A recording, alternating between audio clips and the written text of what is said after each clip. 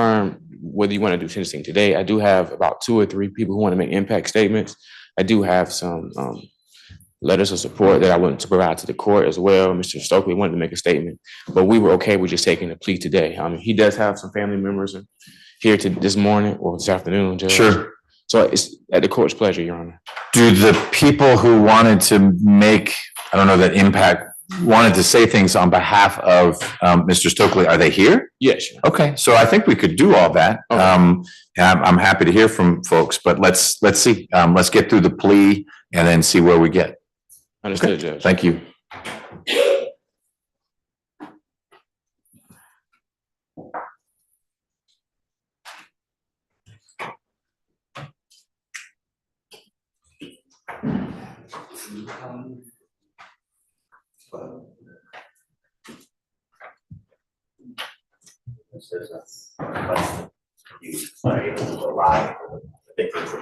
I just did.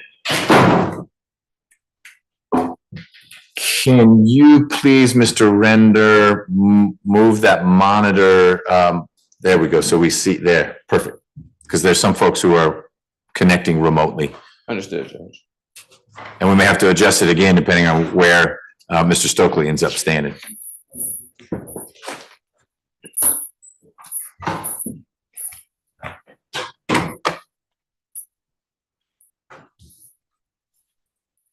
Take the plea now. Afterwards. We're taking the plea right now, and then we're gonna do the sentencing portion afterwards. Your family's here behind you. Okay. So right now, we're going to just take a plea, say yes, Your Honor, accept responsibility, and afterwards, you make your statement. I'm gonna say something. Your family's gonna make their statement. Okay.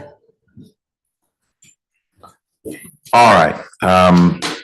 Mr. Abate, are you ready? Yes, Your Honor.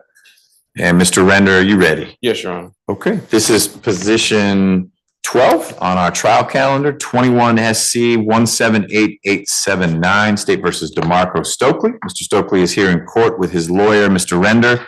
The prosecutor here is here in court. Good afternoon, Mr. Stokely. Good afternoon. How are you? I'm all right. Good.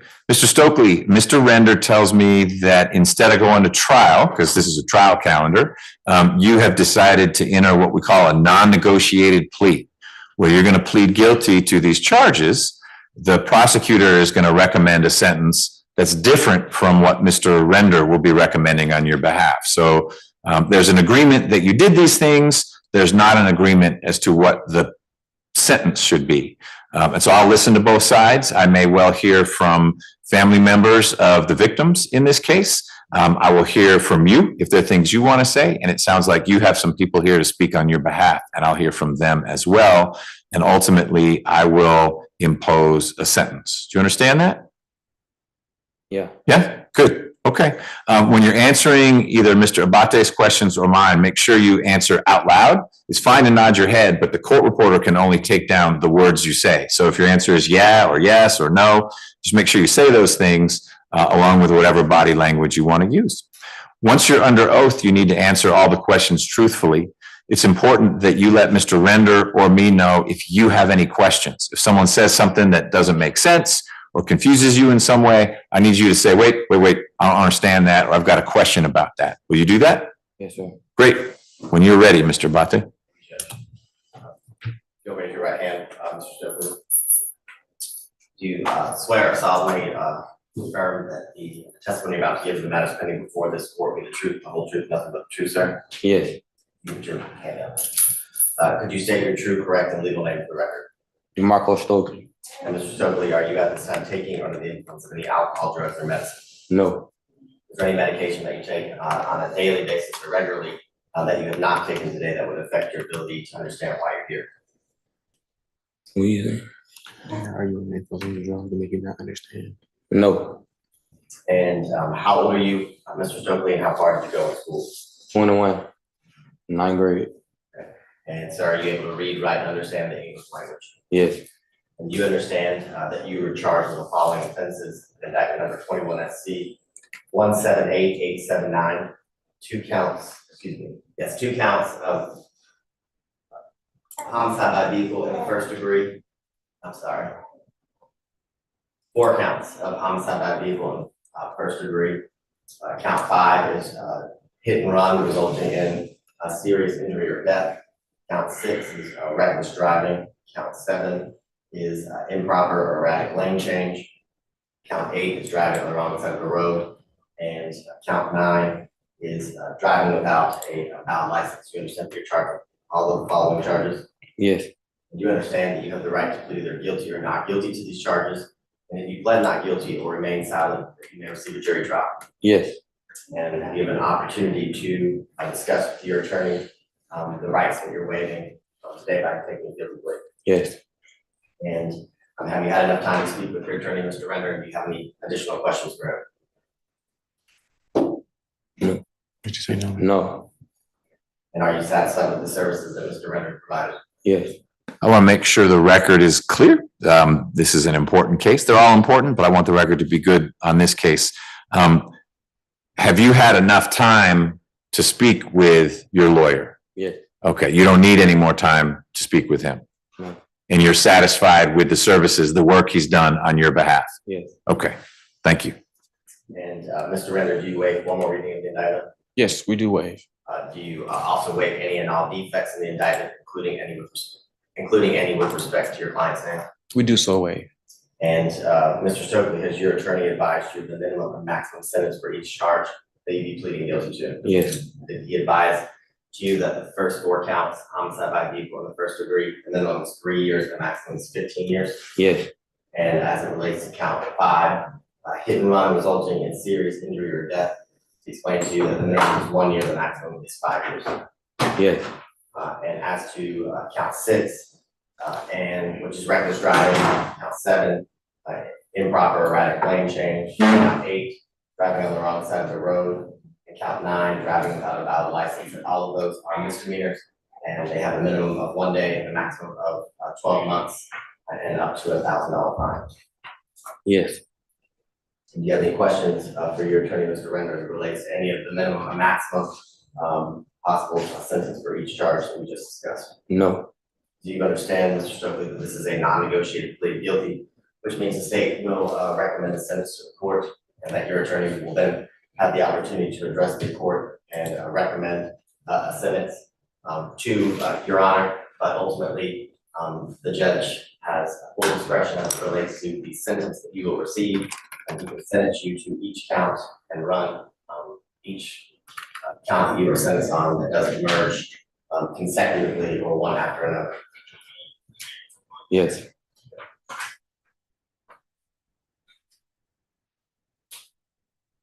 Do you understand, sir, that if you are not a United States citizen, a guilty plea will affect your immigration status? It will result in deportation, regardless of any advice given to you by your attorney or anyone else that you spoke to? Yes. Do you understand that you waive any and all defenses by entering a plea of guilty here today? Yes. You also understand that by pleading guilty, you're giving up the following rights: the right to trial by jury, the right to remain silent and to not incriminate yourself, the right to confront witnesses against you, the right of the assistance of counsel hired by you or court appointed if you were unable to go forward, an attorney for the trial of your case, the right to the presumption of innocence, the right to testify on your own behalf and to present other evidence, the right to subpoena witnesses and to compel the production of evidence, the right to have the charges against you proved beyond a reasonable doubt in the state of Georgia, and the right to appeal if you're convicted of these charges after trial. You Yes. understand that by pleading guilty, you were waiving or giving up all the rights I just discussed. Yes. And Mr. Stokely, has anyone forced, threatened, or promised you anything to get you to enter a guilty plea here today? No. And is it your decision to waive these rights and enter a guilty plea because you're in fact guilty, sir? Yes.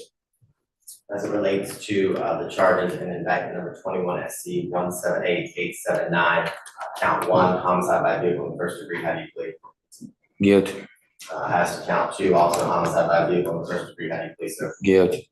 As to count 3, also homicide by vehicle, in the second degree, which I misspoke earlier, that's a misdemeanor, and so that's again 1 day to 12 months.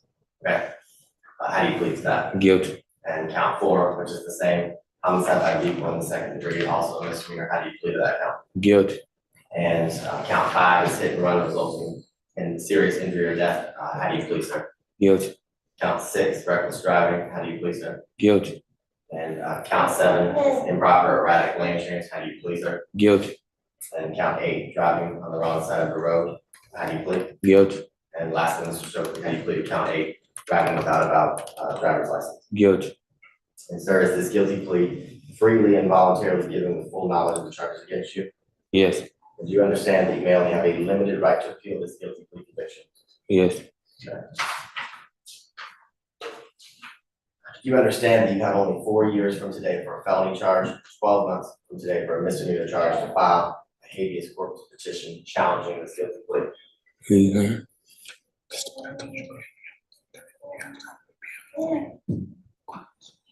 Yes. Okay, so just so the record's clear, after speaking with your attorney, Mr. Render, about your rights as it pertains to a habeas corpus petition, do you understand you have only 4 years from today for felony charges and then 12 months from today for misdemeanor charges to file a habeas corpus petition challenging the police, sir? Yes. Okay.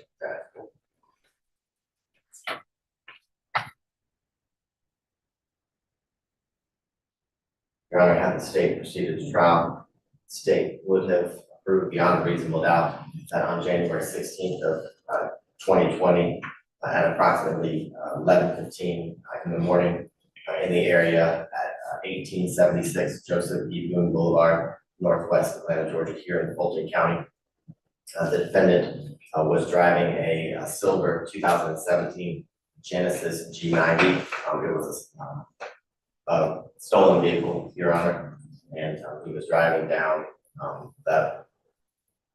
the road when he attempted to pass another vehicle, a truck that was in front of him, across the double yellow line.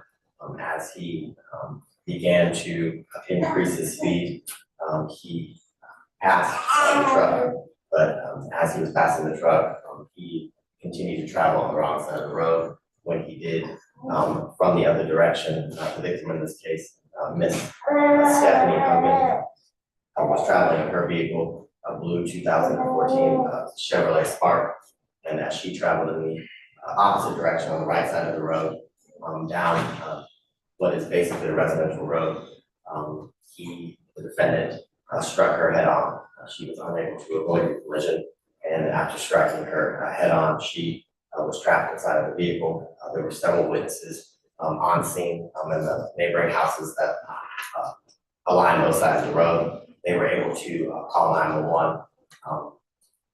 But I neglected to mention, of course, after he struck Miss Hogan head on, he continued to travel with his vehicle. He then lost control, he being the defendant. And as he lost control, he actually struck another pedestrian that was standing in the yard of one of the homes close to in proximity of 1876 Joseph E. Boone. Luckily, that citizen, Mr. Briggs, was not severely injured, which is why he was not charged as it relates to his injuries in this indictment. So when the police arrived, Your Honor, the defendant had fled from his vehicle. He was able to get out, unlike Ms. Hogan. And as he fled, he ran past a ring camera from one of the neighbors. They were able to capture some of his clothing. It was significantly, it was colorful and stood out. It was significant to the detectives. They were able to then attempt to extract Ms. Hogan from the vehicle. Unfortunately, she succumbed to her injuries on the scene.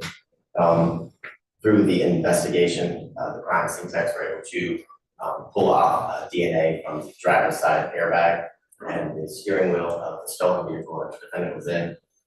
There was a hit through the coded system as it related to Mr. Stokely. And after the CODIS hit came in and confirmation was done, the defendant was later charged with this indictment, Your Honor, as it relates to all the charges that occurred today. The case proceeded to trial. This is the state of the prove beyond a reasonable doubt. Mr. Stokely does have one prior felony conviction, which is why it came back to CODIS. But he did plead first offender. It was a theft by taking. What I would bring to the court's attention is that Mr. Stokely is a documented member of the Blizzy gang, which they are known for stealing vehicles throughout the city and then using them to commit crimes. As what occurred on January 16th of 2020, Mr. Stokely was arrested a little over a year later. There were several attempts throughout the year to arrest Mr. Stokely. He was able to evade arrest. There was actually one instance where he got into a high-speed car chase, and he was able to again escape the capture of the Atlanta police. The state's global resolution for all the charges would be a 20 years to serve sentence as it relates to the charges, 15 years to serve for the vehicular homicide. I believe it's count 2 with the predicate act of reckless driving, and then 5 years to serve on the hit and run, serious injury or death charge for a global sentence of 20 years.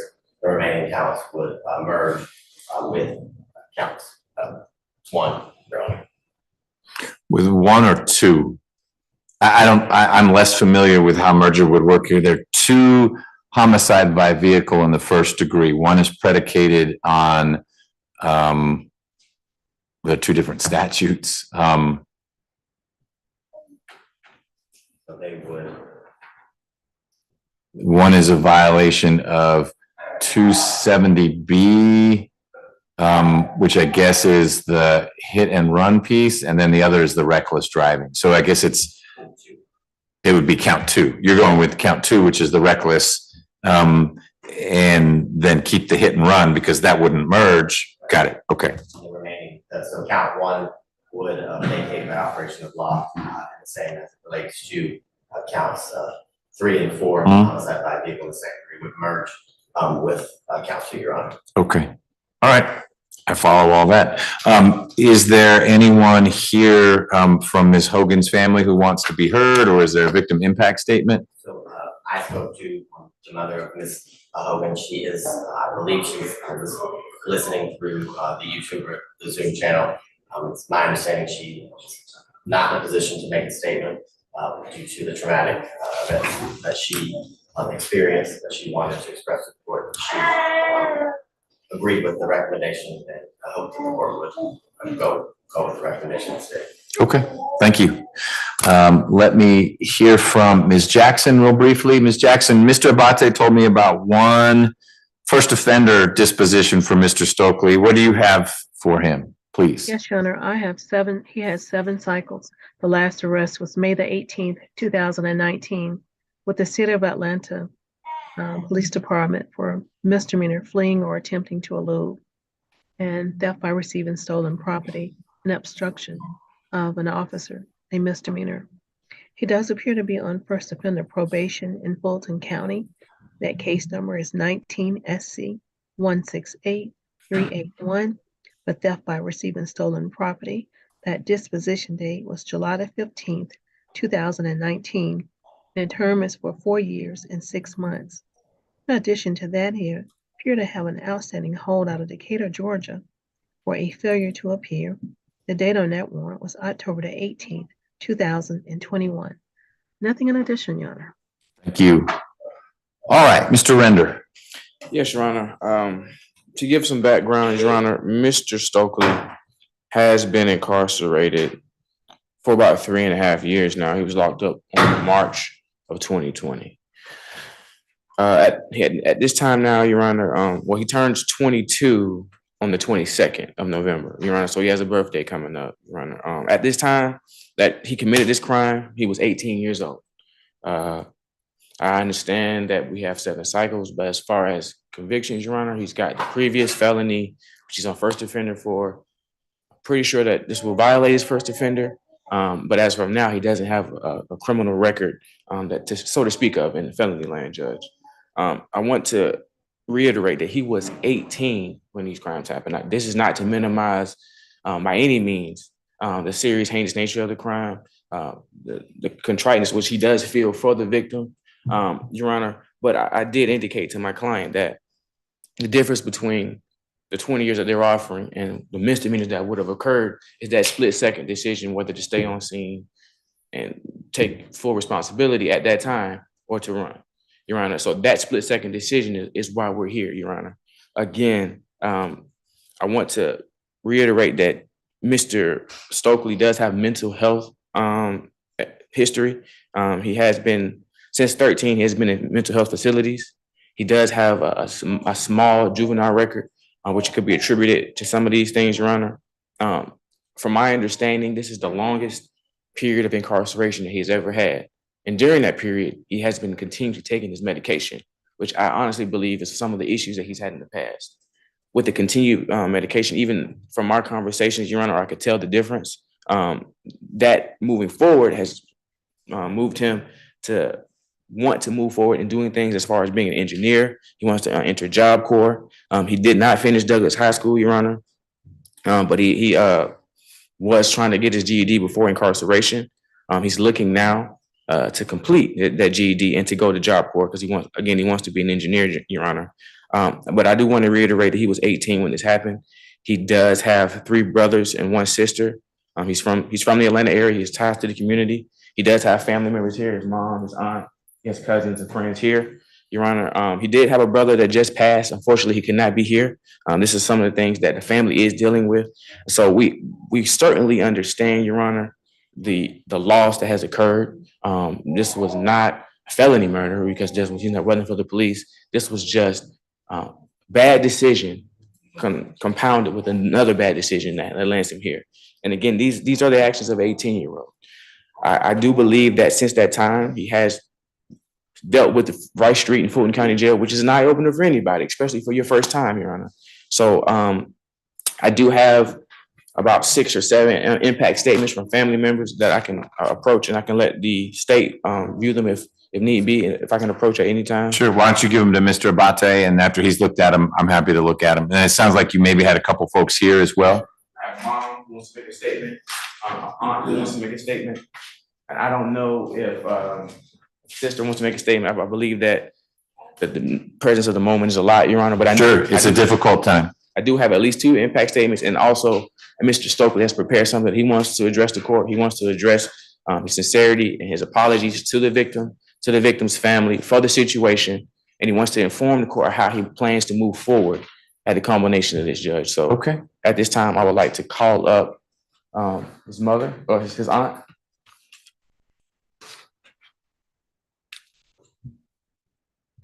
So what I'm going to have you do, ma'am, is if you'll stand near Deputy Gordon right here, and then we'll just need to get your name, and if you're able to speak up loudly, we need to make sure the court reporter can hear you, okay? Okay. It'd be better to be at the, why don't we be at the mic if you would close that down? That on? Okay, you actually can take a seat. That'll make it easier. So why don't you let me know, please, who you are, and can you pop the camera up on that, Deputy Gordon, please? And angle the toward there. Perfect. All right. All right, ma'am, you are? Francine Stokely. Okay, and your connection to Mr. Stokely? That's my nephew, son. Okay. And it's been a long time. We really miss him at home. I'm sorry for what happened to the victim. Me too. Within the last 3 years, I lost my son. So I just came to show support and that we really do miss him at home. Okay, I'm sure you do, and I appreciate that as many family members as are here have shown up. That's good to know that when Mr. Stokely is able to rejoin, there's a support group for him. We is, and I'm gonna try hard because now that he older, I can help him. Now that I stay back in the state of Georgia, So you weren't in Georgia before? No, I moved to Alabama, Okay, but now I'm back since the passing of my mom last year. okay. Well, welcome back. Thank you. Okay, anything else? No, that's it for right now. Thank you, ma'am. Appreciate it. And Your Honor, next I would like to call his mother.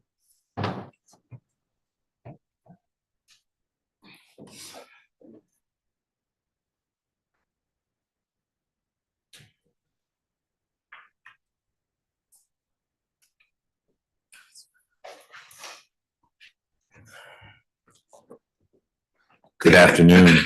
Good afternoon, Your Honor. You are? I am Vanetta Stokely, DeMarco Stokely's mother. All right, Ms. Stokely, what do you want to share with me?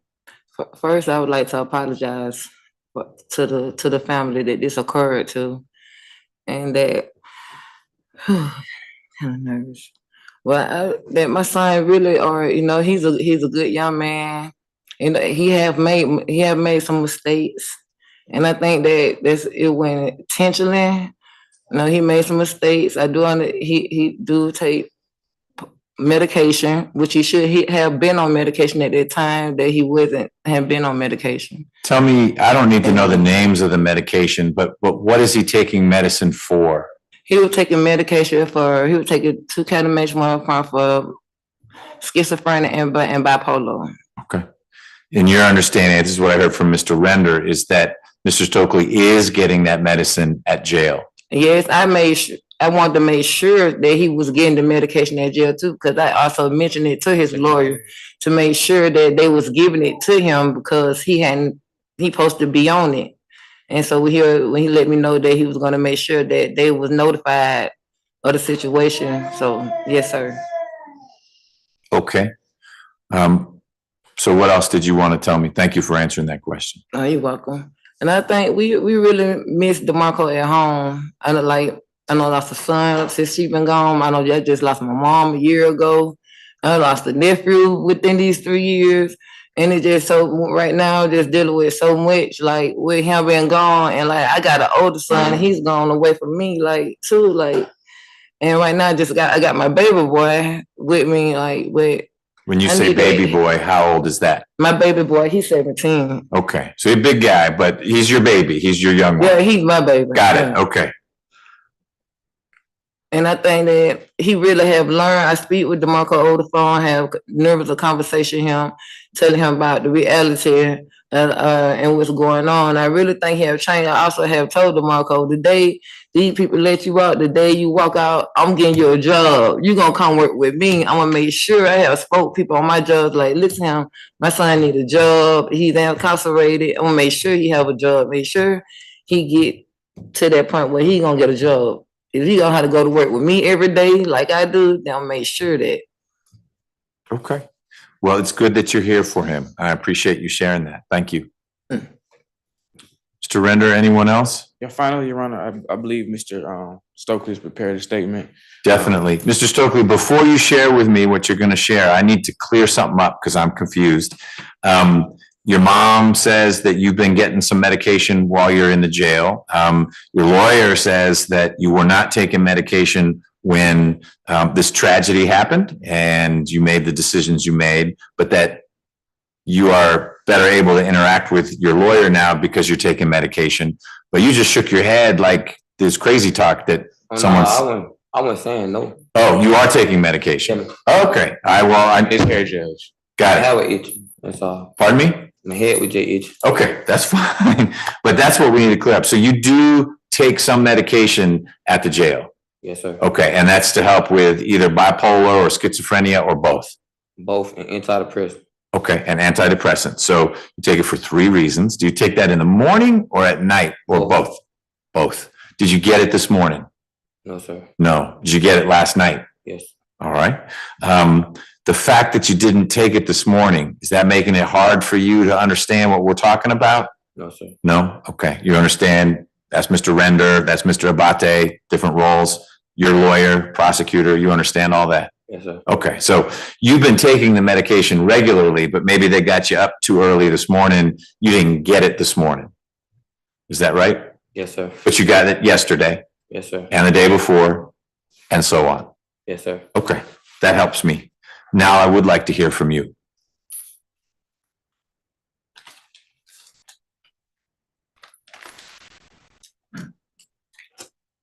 I see. First off, I sincerely apologize to the family and the court. I understand that my action had altered lives. I pray that God places forgiveness in the heart of the family, although I had no excuses for my action. During this time, I've been incarcerated. I had time to reflect on my past. I had time to work on my past and become a better man. I sincerely apologize to the family and to the court.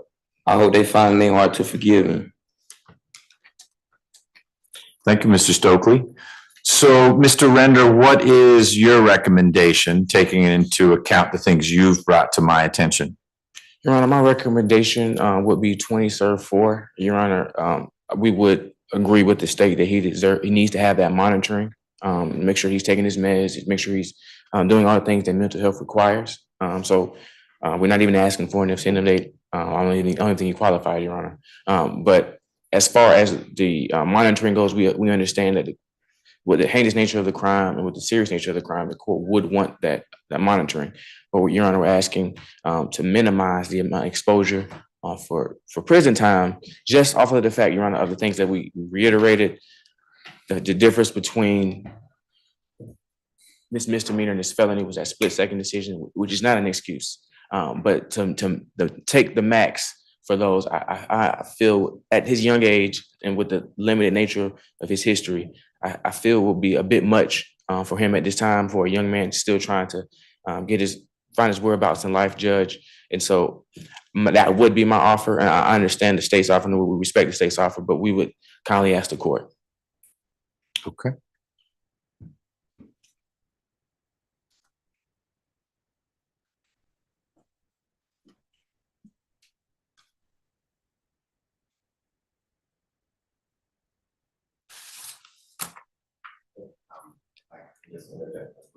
You may. Ms. Rolak was actually able to get in touch with the victim's mother. She did email a statement over that if the court would provide or allow Ms. Rolak to read that into the record prior to the court transit. I will, and I'll also make clear for the record that I have reviewed the several letters of support that Mr. Stokely received. At least one of them is from someone who was already here and spoke, but nothing wrong with hearing from someone twice. But I've reviewed those as well, and it just confirms that there is a not insignificant group of folks who think Mr. Stokely is more than just the decisions that were made on January 16th of 2020. Ms. Rolak was here. There's Ms. Rolak. Hey, if you wouldn't mind getting in front of the microphone, if you could just sit at plaintiff's or the state's table, please.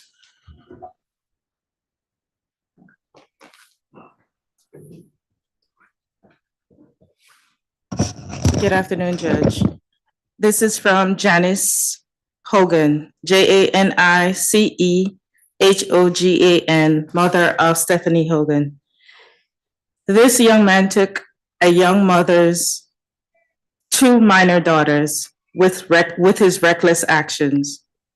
I am left to raise my granddaughters, and that should not be. They should be with their mother. Had he only stopped and rendered assistance, I would feel differently about this. I want you to know their names. You killed my daughter, Stephanie Hogan, and left motherless Tegan, Teeghan, and Kensley, Kensley. Your selfish, reckless actions have devastated our family. Thank you, Judge.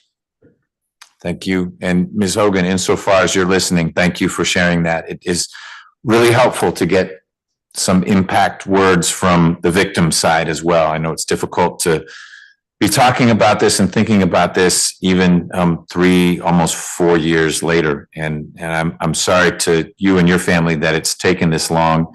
I'm grateful to Mr. Render for stepping in to help with the case appointed late in the process and moving it along. So here we are. Just so you're aware, just to correct some things, the defendant was arrested a year and change later. He was not arrested in March of 2020. He was arrested in March of 2021. He had fled from the police. The defendant's counselor indicated he was arrested in March of 2020. No, I heard you. And actually, Mr. Stokely's, not that it's a short amount of time. He's been in custody for 2.5 years, not 3.5 years. And I heard you very clearly that for a year, Mr. Stokely evaded capture, and in at least one instance, the way he evaded capture was yet another high-speed something, which is ironic coming in on the heels of what we're here to talk about. And while in custody for the last 2.5 years, he's been in 6 separate jail fights, incidents in which he's been cited to go to jail. I neglected to mention that to the court. The most recent one being August of this year. And then followed by the one before that, which was in July of this year. So he's continued to, not follow the rules and regulations of the Fulton County Jail. And it doesn't appear that the constraints of the jail and his medication have curtailed his activity. Okay, well, I appreciate that. The jail is a very complicated location, and I need to be thoughtful about how I process how folks are doing there, but that is an important data point. So first and foremost, it's important that we all understand that what happened here was not intentional. Mr. Stokely didn't hop in that stolen car thinking, I'm going to kill someone today. So that's off the table, which is why this isn't a murder or a felony murder.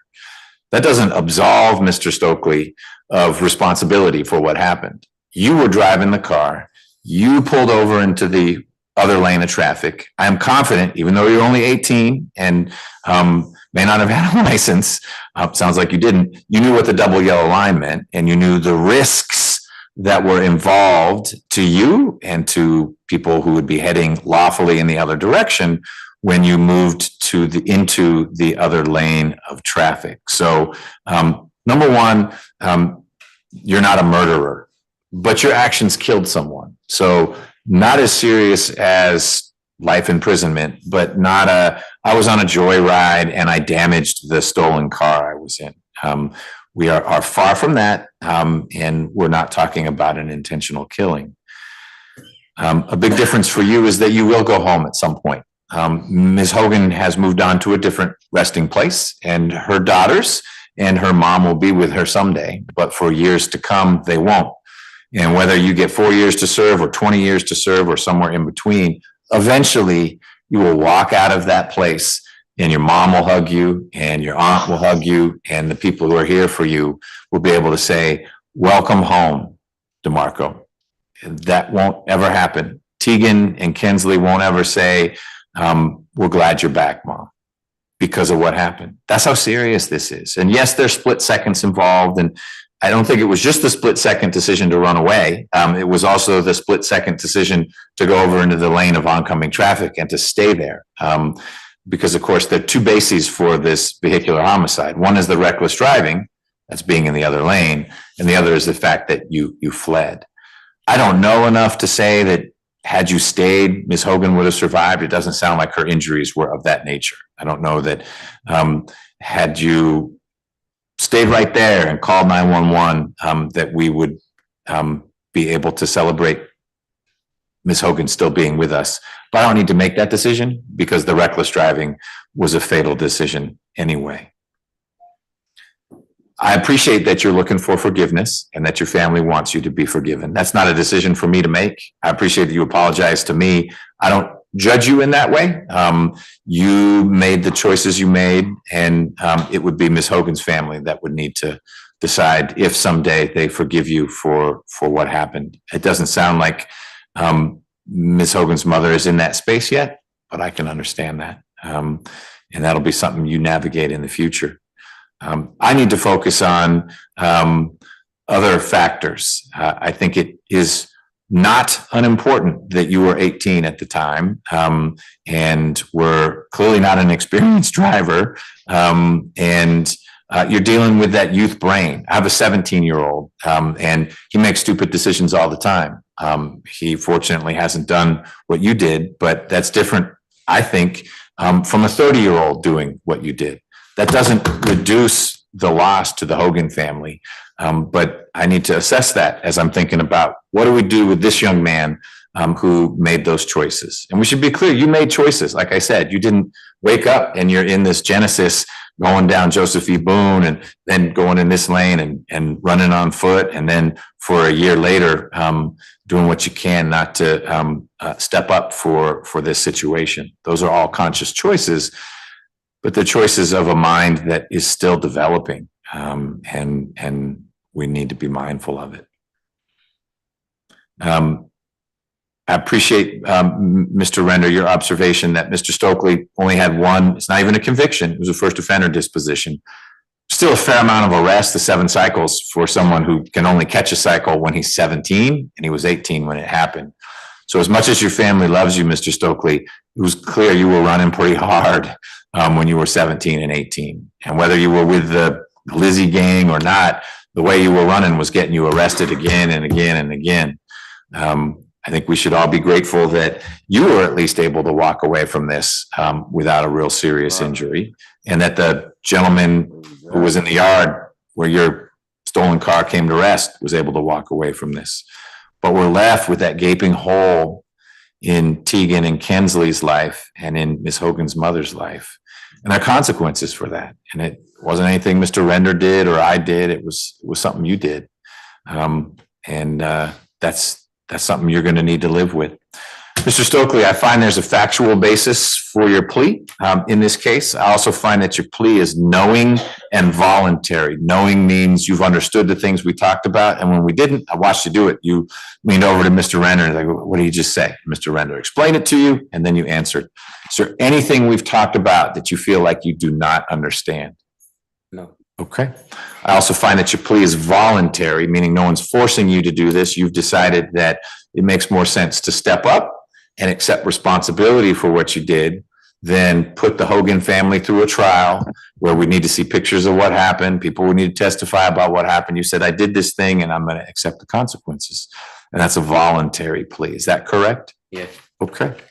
I'm sentencing you pursuant to the Probation Options Management Act. And what that means, Mr. Stokely, is that for the part of your sentence that is probated, if you have a minor violation, maybe you miss a session with a probation officer, you don't need to come back and see me. You and probation would work through that.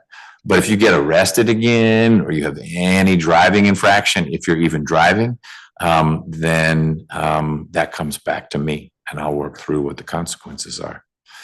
I'm going to sentence you, Mr. Stokely, on count 2 to a sentence of 15 years to serve 10 with the balance on probation. On count 5, 5 years probated to run consecutive to count 2. And count 1 is vacated by operation of law. 3 and 4 merge into 2. 6 would merge into 2. And I actually think 7, 8, and 9 still exist. They persist. But those would be 12 months to serve, and they would all run concurrently with count 2. And you will get credit for all the time you've been in. So what I intended to pronounce, in case I didn't do it the right way, and then I'll fix it, is a sentence of 20 years to serve 10 years with a balance on probation. It will be a special condition of your probation that you take whatever medication a doctor prescribes for you to take. I will request that the Department of Community Supervision assigns to you a probation officer who specializes in working with folks who are working through mental health issues. And I will also require that you complete 200 hours of community service in the first 6 months of your release, unless you're working. And if you are working at least 20 hours a week, then you don't need to worry about the community service. You'll be doing exactly what your mom said, which is getting to work and not rolling with whatever group you were rolling with that led you to be driving a stolen Genesis G90 on the wrong side of Joseph E. Boone and taking the life of Stephanie Hogan. That's not a sentence that's making you feel good right now. I get it. That is not a sentence that brings Stephanie Hogan back to her mom. It's not locking you up as much as I could. I don't think that serves a higher purpose to say, let's squeeze every little bit of jail time out of you. I hope that when you get out, you decide to plug into life in a more productive way and you let your family lift you up a little bit. And maybe you come up with a way to make amends. Maybe you counsel other kids. Maybe you become a driving safety instructor. Do something to ensure something like this doesn't happen again. The biggest cross you have to bear is you killed someone. You didn't do it intentionally, but because of your decisions, there's a young lady who's not here, 2 kids without a mom, and a mom without a daughter. And it's because of that I don't think 4 years to serve is appropriate. I understand the basis for it, and I very much understand the 18-year-old mind and you acting more rashly than someone who's 30 might. But we can't unwind the consequences of what you did. And that's the reason why I've imposed that sentence. Mr. Abate, you didn't ask for probation, so you weren't in a position to say, gosh, if you're going to do that, have these conditions. Were there conditions of probation? I guess, well, that's what I come down with. Do you have anything you want to add? Before I ask you, Mr. Render, if you've got any objections or concerns, my thought is we wrap up the 19 SC case so that doesn't come back to Mr. Stokely. I can't see it in Odyssey, but did you get it unlocked? You got it unlocked. Oh, because my proposal, as long as you're waiving Mr. Stokely's due process rights, would be to resentence him in that case and run it concurrently with this one so that you don't have to come back here from Department of Corrections to have it revoked. But let me see the case now that I can get in it. So it was a theft by receiving case, reckless driving. And Mr. Stokely was sentenced to 5 years to serve 6 months with the balance probated. That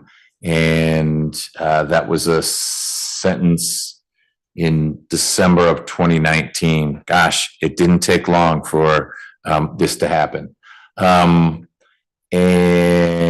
it was sealed, so it's all under seal. My suggestion is that I take away the first offender status and resentence Mr. Stokely to 5 years to serve on count 1, and then the other 3 are misdemeanors. They'd be 12 months to serve. Run all those concurrently, so it's a 5-year sentence, and have that sentence run concurrently with this one. And that way we deal with 19 SC. The consequence for Mr. Stokely is it's now a felony conviction, not so material in light of this, but we don't have to bring everyone back for the revocation here. I think that'll work, Judge. I asked him, he wants to run it concurrent. Okay, I will do that. So Ms. Nelson, are we able to, even though the file was all locked down, we can do a new disposition in that case? Okay. And just a question, Your Honor, with the probation warrant, would that date back to his date of arrest, or would that be from today going forward? I'd have it, he'd get credit for the time he served. That's true for all of this stuff. Okay. Okay, so if you serve the maximum of 10 years, and I don't deal with parole, that's not a decision I make, that's pardons and paroles. You have, if you've done 2.5 years, that would leave you with 7.5 years. Whether you're parole eligible or not is a decision that get made later on down the road. And that'd be a situation that Ms. Hogan's family would be able to weigh in on as well. Okay? All right. Thank you, Your Honor. All right, thank you, Judge.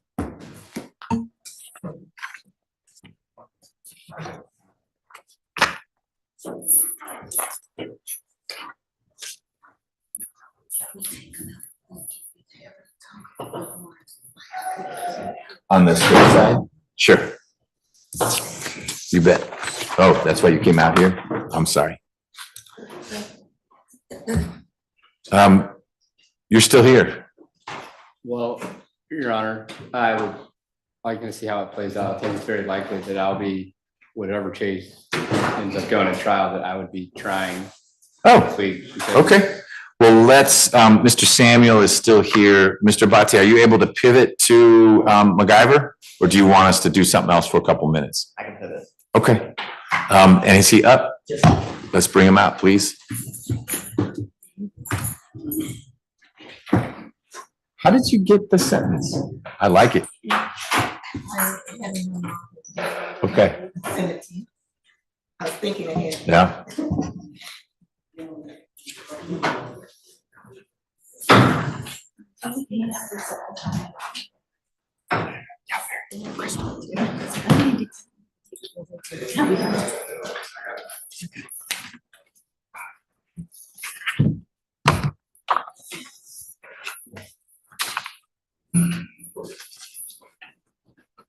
Sorry.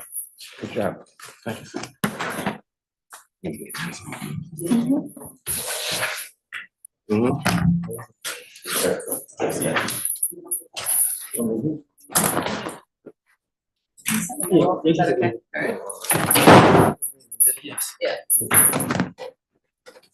Thank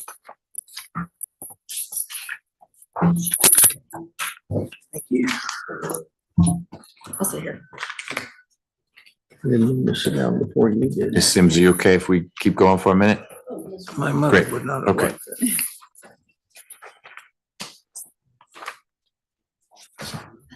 All right, we are pivoting to position 3 on the calendar, which is 17 SC 153902, State versus McGiver. Mr. McGiver is here. Good afternoon, sir. Good afternoon. Along with 2 of his lawyers. And let me move that spotlight. We've got Mr. Abate here from the state.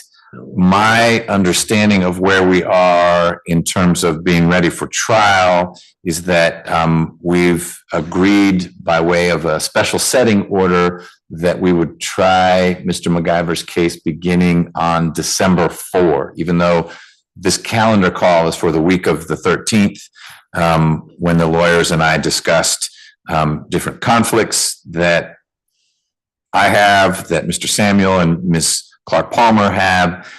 It made sense to shift from the 13th to the 4th of December, where we would have more consecutive days of trial rather than the choppiness that would flow if we tried starting trial next Monday. Mr. Abate, does that start date still work for the state? Yes, Your Honor. Okay, and Mr. Samuel, I'm happy to hear from either one of you. You're just sitting closer to the podium. Is that still a go date for the defense? Yes, it is, Your Honor. Okay. I know, Mr. Samuel, there's something you want to talk about in terms of Mr. McGiver's bail situation. Mr. Abate, is there anything procedurally we need to cover today from the state side? No, Your Honor. Okay, Mr. Samuel or Ms. Clark Palmer. She pointed at you. Yes, let the record reflect. There's a couple things I want to discuss with the court, if I may. I sent you an email yesterday. The reason I did that is because my experience with Odyssey is never a happy experience. And I know that if I sent you an email and sent it to Mr. Abadi, that it would be received. The second reason, probably more important, was there was an attachment which I didn't want filed publicly, and that would require doing a filing under seal with Odyssey. And that changes the experience with Odyssey from unhappy to miserable. So that's why I did an email. I hope that's okay with the court. I spoke to Mr. Abadi yesterday about that. There's a couple of things I want to talk about today. One is the issue of bond. The second is the motions in limine. I don't want to address them today. I just want to get them scheduled. Since we're starting on December 4th, I was wondering if it's possible to do the motions in limine, maybe the Thursday or Friday before. I know you've got conflicts that week with the JQC, and we'd actually talked about starting the trial the end of the prior week, but it just seemed kind of pointless to do that. But maybe we could do the motions in limine because they're important. They would affect the number of witnesses at trial. I don't think they're evidentiary. A lot of them just based on the transcript of the first trial and rulings from above. Some of them are going to be uncontested unless you're going to, run the risk of telling the Supreme Court that you disagree. And we were asking the court to revisit some issues, even that the Supreme Court decided. You may have noticed. And then there's others that we think should be brought to your attention. I'm not asking you to do that today. I'm just asking if we can get that scheduled, because I think it makes sense not to interrupt jury selection or do it one night during jury selection. And it could affect opening statements. So I'm just suggesting maybe on December 1st or November 30th, whatever I can't remember your schedule exactly. I know that week you've got JQC duties. So, but if that works for Mr. Abadi and everybody else, I think we should try to do that. Okay. So then the only other issue for today really is we're announcing ready for trial. We've had discussions and ready for trial is the announcement at this point. Not to say that won't change, but that's clearly where we are as of today. Okay. I am renewing a motion for bond. There have actually been, in total, 3 motions for bond since the reversal in the Supreme Court. The one resulted in a hearing over a year ago, October of 2022. You denied bond at that time. At that time, we were asking for Mr. McGiver to be released and go to Texas and live with a family member there. You were not happy about that at all. The state was, extremely opposed to that. We then, within a month, and so bond was denied. Within a month, we filed a motion to renew bond, now with a location in Atlanta where he could reside pending trial. And we just never really got a hearing on that motion. We filed another one maybe sometime during this summer, maybe a little earlier. Never got a hearing on that motion, which obviously is tantamount to having a denial. I do want to remind the court that back in October of 2022, what you said to everybody was, we're going to get this case tried, in December, maybe January. And now it looks like you may be right. It's just a different by December. one digit. Just the wrong December.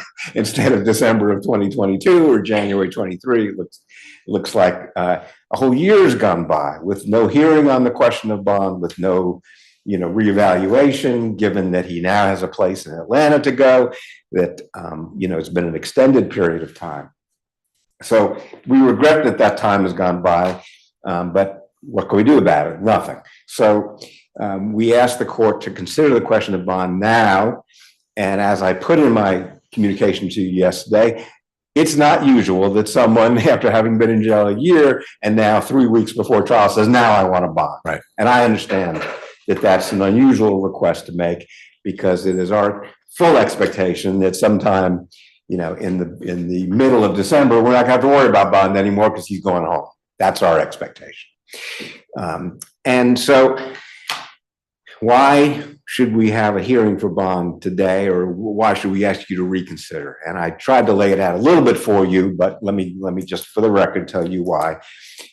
It's incredibly important for you to reconsider that issue now. One, there are medical problems that we are addressing, and that's why we've delayed this trial from what was supposed to be early September to early December. And the we meaning at your request, as we're toting up the months that have passed. Well, I'm going to take full responsibility for that. Okay. That was absolutely our request. I just wanted on the record. I knew you would. Okay. I think everybody knows that, but now it's on the record. You're right. Thank you. There are concerns. He is clearly, Mr. MacGyver is undeniably competent. There's no issue there. Nobody's suggesting anything other than that. Ms. Clark-Palmer and I see him on a regular basis, maybe not weekly, but darn close. But there's clearly been, and the medical evidence we've provided to you, which is not in the record, but you have, the state has, there's been a significant deterioration in mental acuity, in issues dealing with memory, in issues dealing with the ability to communicate logically with, I just can't tell you how many times I have a conversation with him in person at the jail in Alpharetta, and then either a couple hours later or a day or two later, same issue's got to be revisited again. And then, the next Sunday I go back out there again, same issue, we're revisiting again. I'm not complaining. Mr. MacGyver's, approaching 82. And as the DA said to me when I talked to her a couple of months ago, he's suffering from the malady of old age. But we now know that's not all it is, and that's why we got the medical report to you. So I bring that to your attention because this is a case in which the prosecution, has informally told me we're looking at, 50 witnesses plus. Not holding them to that. He's been very good about giving us, keeping us up to date on developments, and we appreciate that. We have a number of witnesses. There's going to be some changes in who is going to testify at this trial. There's going to be some changes in who we call as witnesses at this trial. Certainly going to be some changes in some of the strategy design. I've got to be able to talk to him. Ms. Clark-Palmer has to be able to talk to him. We have to be able to talk in the evening and talk about what happened that day and what are we going to do tomorrow. We've had a year, which is great to be able to talk about a lot about what we're going to be doing. But from your trial experience for decades, that the nights are very short during trial. You don't get 8 or 10 hours. You get a couple, but maybe 4 or 5 hours of sleep as you prepare for the next day's work, and that includes the client. So he's going to be at the Alpharetta jail. He's going to be taken out of here 5 minutes after you recess for the day. He's going to end up on a bus. It takes an hour to get back up there, if not longer. I've never tried to take 400 north at 5 in the afternoon, but I'm sure he's not going to get there till 7 or 8 o'clock at night. He's got to eat. We're not going to have any meetings for, Monday night, Tuesday night, Wednesday night, Thursday night. And that is I'm not going to tell you it's a Sixth Amendment violation, but it is a real hurdle to try a case without being able to talk to your client about what happened that day and what's going to happen the next day. And I've been told he'll be at Alpharetta. We don't want to trade. We're not asking to have him sent to Rice Street. It's actually not a whole lot better there, but I've been told by the deputies he will go to Alpharetta every night.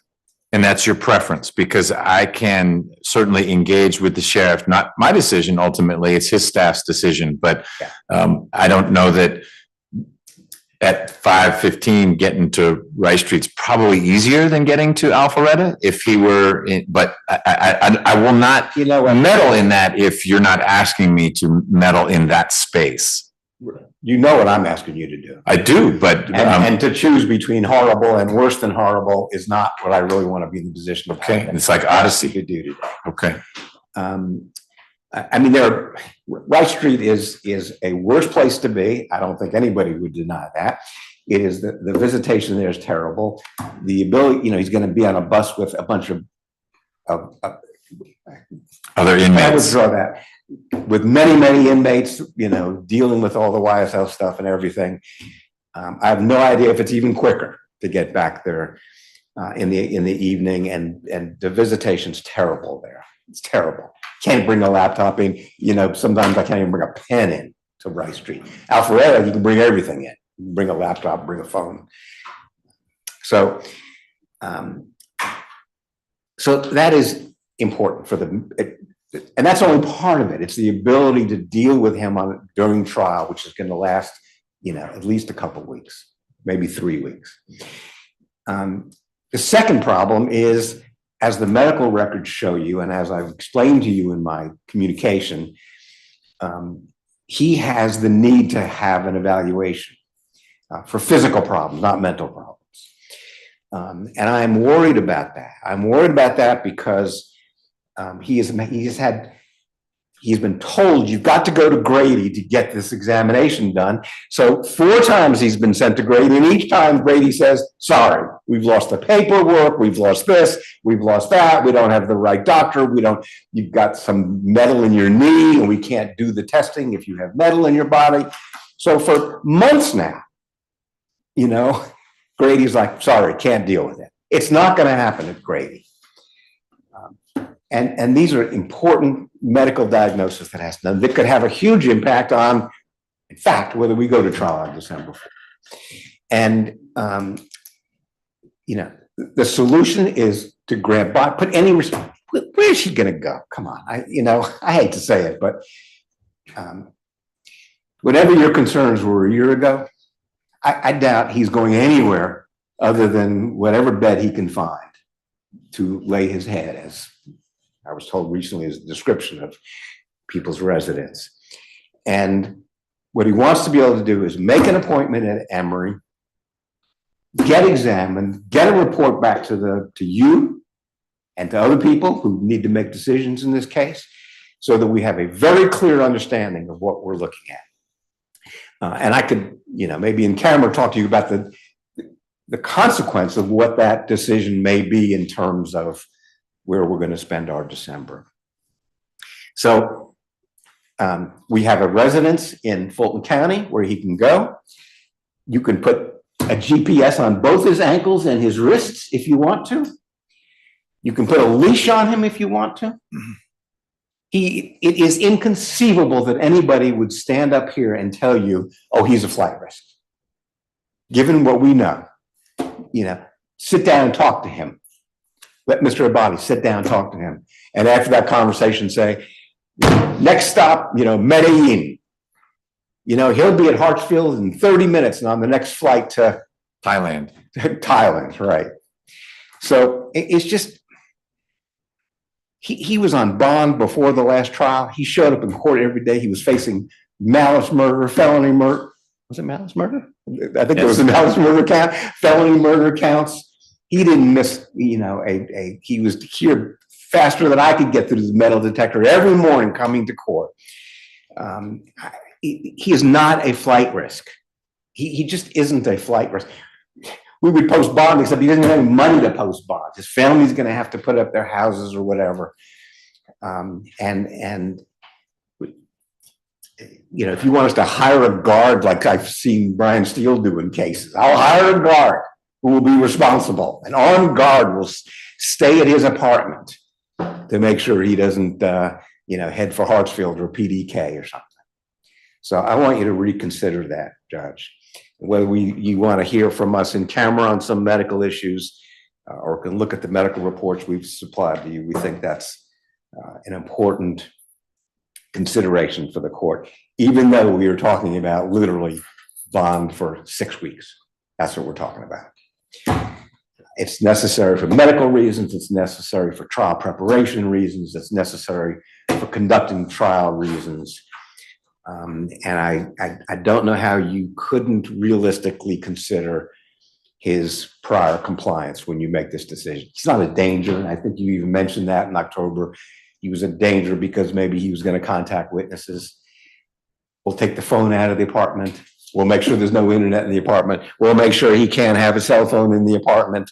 We'll do whatever you want to satisfy you that he's not a danger. He didn't contact any witnesses once he was on bond in the first trial. He was contacting witnesses before he was arrested. It was a lot of kind of shenanigans that you heard about at the trial. Shenanigans the right word for that? It's a good word for it. Yeah, and you know, he may very well have paid the price significantly for a lot of that, but it's just not necessary at this time to keep him locked up for the safety of the community. It's not necessary to keep him locked up to avoid him being a flight risk. So I want you to consider that, and I would like you to set bond in this case. Let me look at my notes real quick. And then if we could come back and address the motions in limine at some point and any other questions you might have. Oh, exhibits, Mr. Abadi, I forgot to ask you yesterday. Where do we find the exhibits in this case? So I am still waiting on the court reporters to provide us with all the evidence and exhibits that were admitted during trial. They're being indexed apparently to make sure that they provide all the exhibits in a orderly and It's not a question of where are they. I mean, this went up on appeal, so the exhibits should be corrallable. they are with. I mean, other than maybe the mock-up of the inside of the Ford. Yeah, I think the problem was there were many court reporters. And There were. At one point, they were separated among them. And you correct me. So Ms. Weaver has all of the exhibits. Good. I've been in touch with her. She has been tied up, unfortunately, you know, with the YSL jury selection. And so her ability to index and provide the exhibits and evidence back to the state and defense counsel has been hindered. She wants to be able to do it in a way that she has a record keeping, so there can't be any accusations as to who lost what and if anything's lost. It's been her representation to me that, you know, she is in, she has all of the exhibits and she's just indexing them to make sure that they are provided to us in an orderly fashion and how, you know, the rules and regulations of the Superior Court are followed. And as soon as she tells me it'll be soon, but it's just taking her some time due to her schedule. Okay. The good news is we all know what these are. These were exhibits that were used before. It's not new discovery that you haven't been able to turn over because for some reason it's in the custody of someone else. That's correct. Okay. All right. If I can help in any way, just by coordinating with Judge Glanville to try to clear up Ms. Weaver's schedule, let me know. Sooner is clearly better. Yeah. And there's some trial mechanics we want to talk to you about. We could do that during the motion in limine, like access to the truck, car, whatever you want to call it, the van, and when. SUV, and when during trial, as opposed to the way we did it, I'm going to describe it as haphazardly last time. I think we have a more methodical way of dealing with it this time with a live witness there. So, Okay. as opposed to you all do what you want to do in the car and good luck and hopefully you'll have Reach the right verdict. well, at least consider the evidence appropriately as opposed to go in the truck and Your see what you finger can in, yeah. find out. Yeah. Okay. Okay. I think that's all I have, Your Honor. Okay. Mr. Abate? Anything else? Well, just for the court and for the record, I had instructed the friends and family of Miss McIver that they didn't necessarily need to be present because I wasn't necessarily sure as to whether we would be going forward with any sort of bond motion or the reconsideration of bond by the court. But as Mr. Samuels has made his argument, I would request that the court have Mr. McIver's no bond status remain. There's been no real change in circumstances since Your Honor had made the prior bond ruling. And what I would say for Mr. Samuels and for the record is that it's my recollection that the court actually responded to one of Ms. Clark Palmer's reminders about bond, that bond was denied as it relates to the additional bond motions that were provided by counsel to the state and to Your Honor. And Your Honor was very clear that he would remain in no bond status until the trial of this case, is my recollection. As to Mr. Samuel's solution, that the only solution as it relates to Mr. McIver's medical care is that he must be released on bond. I would strongly disagree. I think the court's been more than gracious, as well as has provided all of the opportunities for the court to order that Mr. McIver receive the specific medical care that he's requested. I think that's the proper solution to the problem, is that an order be entered by the court saying that Mr. McIver can have any care he wants, whether it be Emory, Grady, whatever physician or hospital he needs to go to get the medical care. I think that's the appropriate way to handle his medical needs and care. So based upon all of that, Your Honor, we respect the request that Mr. McIver's bond status remain the same and that he remain in the custody of the Fulton County Sheriff's Department. And as it relates to, I think, issues, I guess, with counsel being able to speak to Mr. McIver during and after the trial days are over, I have seen in other instances where judges have been able to order that the sheriff allow that the defendant remain at the courthouse and that they are able to meet with the defendant in the courtroom closed after trial so they can have these crucial conversations about what happened during the days of trial. I'd also make it clear that of all of the defendants in any sort of custody or any of the facilities in custody with the Fulton County Sheriff's Department, Mr. McIver has basically had unfettered access to his counsel and people who are not his legal counsel. He is the only defendant that I am aware of that has visits with friends and family outside of his own lawyers.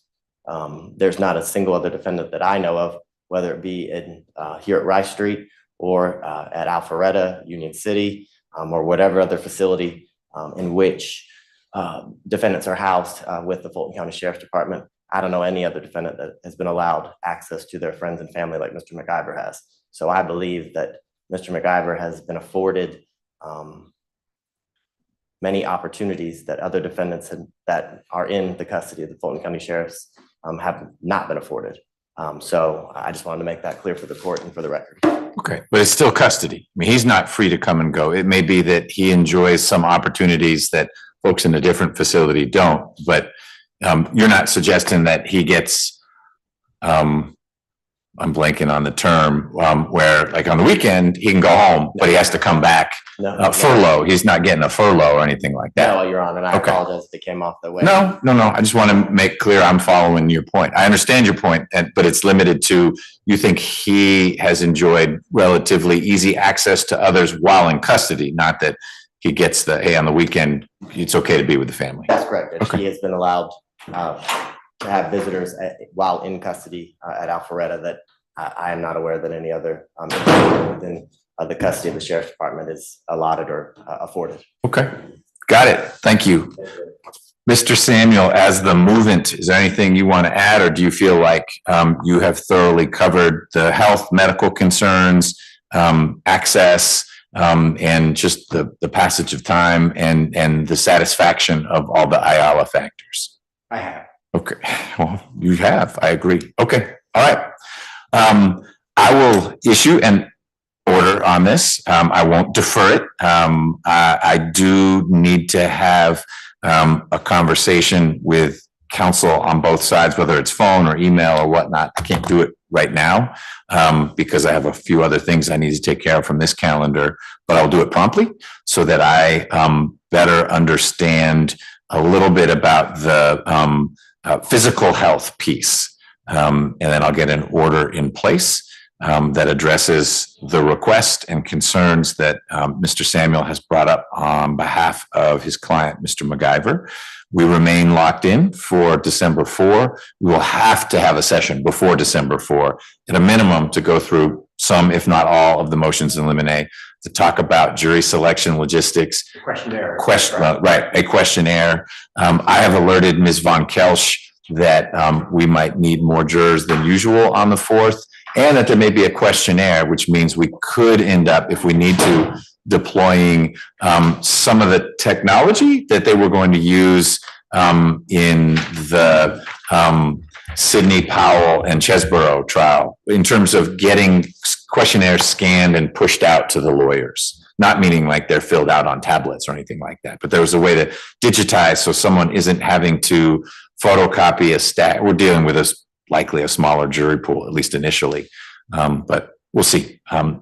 That's something we can explore with Ms. Von Kelsch. Was there anything else procedurally, Mr. Samuel, that you wanted to cover today? I don't think so, Your Honor. All right, Mr. Abate? Another minister, Your Honor. All right, Mr. MacGyver, good seeing you again. Thank you, Judge.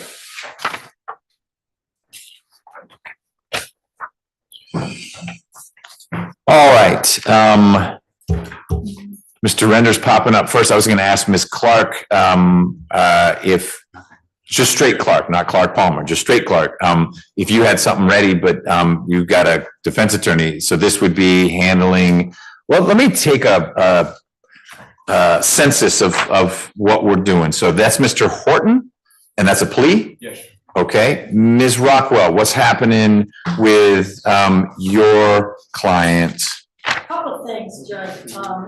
I have been able to provide my new prosecutor kind of with the bigger picture about what might have been going on between the victim and the defendant.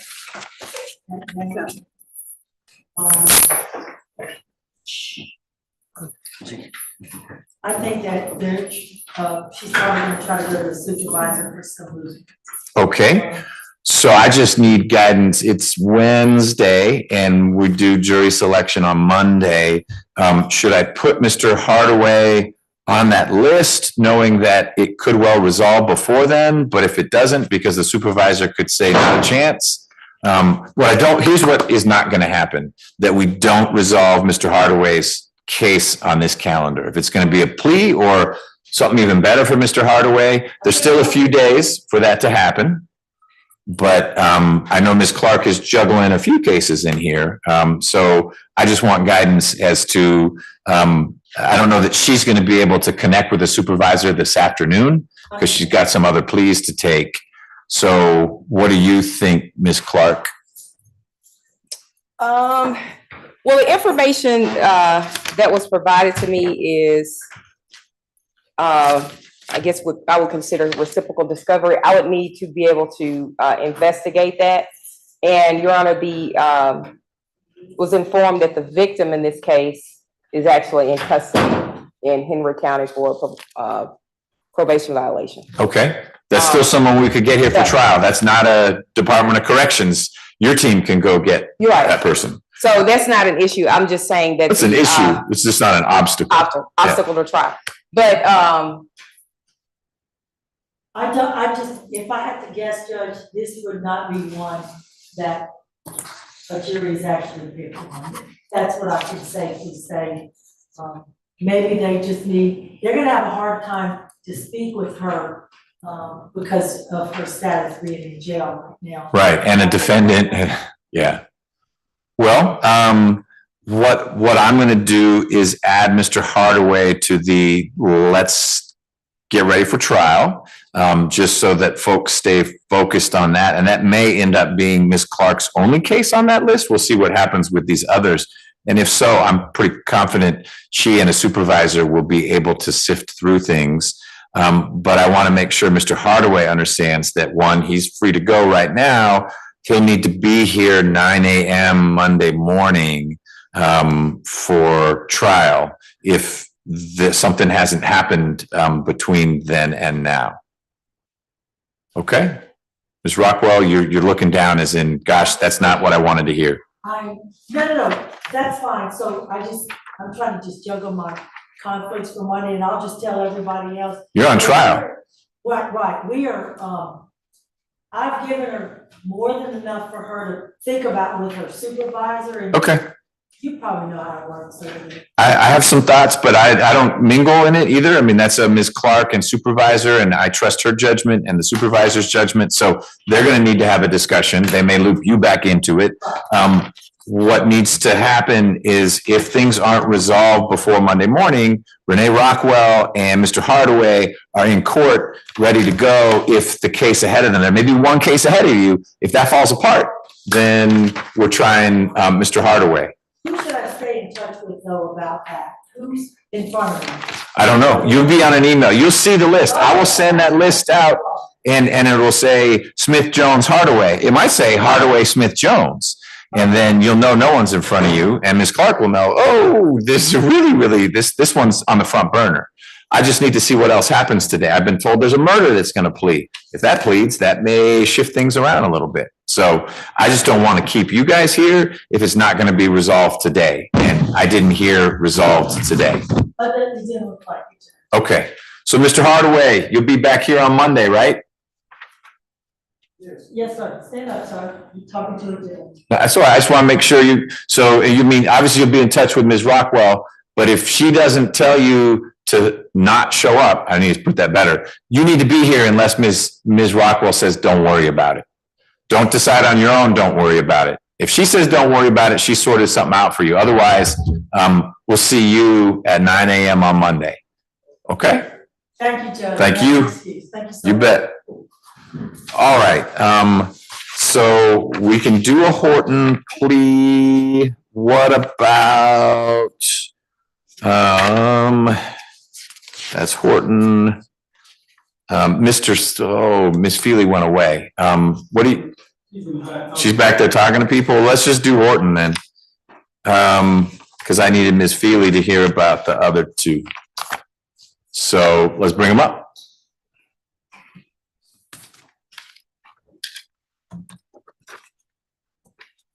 And just a quick question, Your Honor. On our previous case, those impact letters, are you introducing that to the record, or can I give those? No, I'll give them back to you. He wants to have those to read, Judge. Sure. No, I held on to them. Let me get them to you right now so you can get them to the family. Thank you.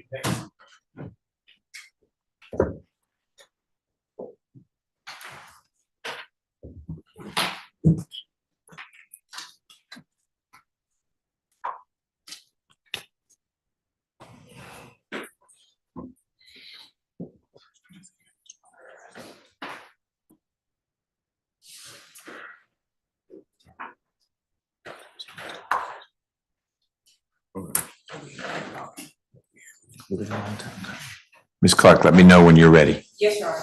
One moment. Do you have any questions? Just ask me. I clarify for you.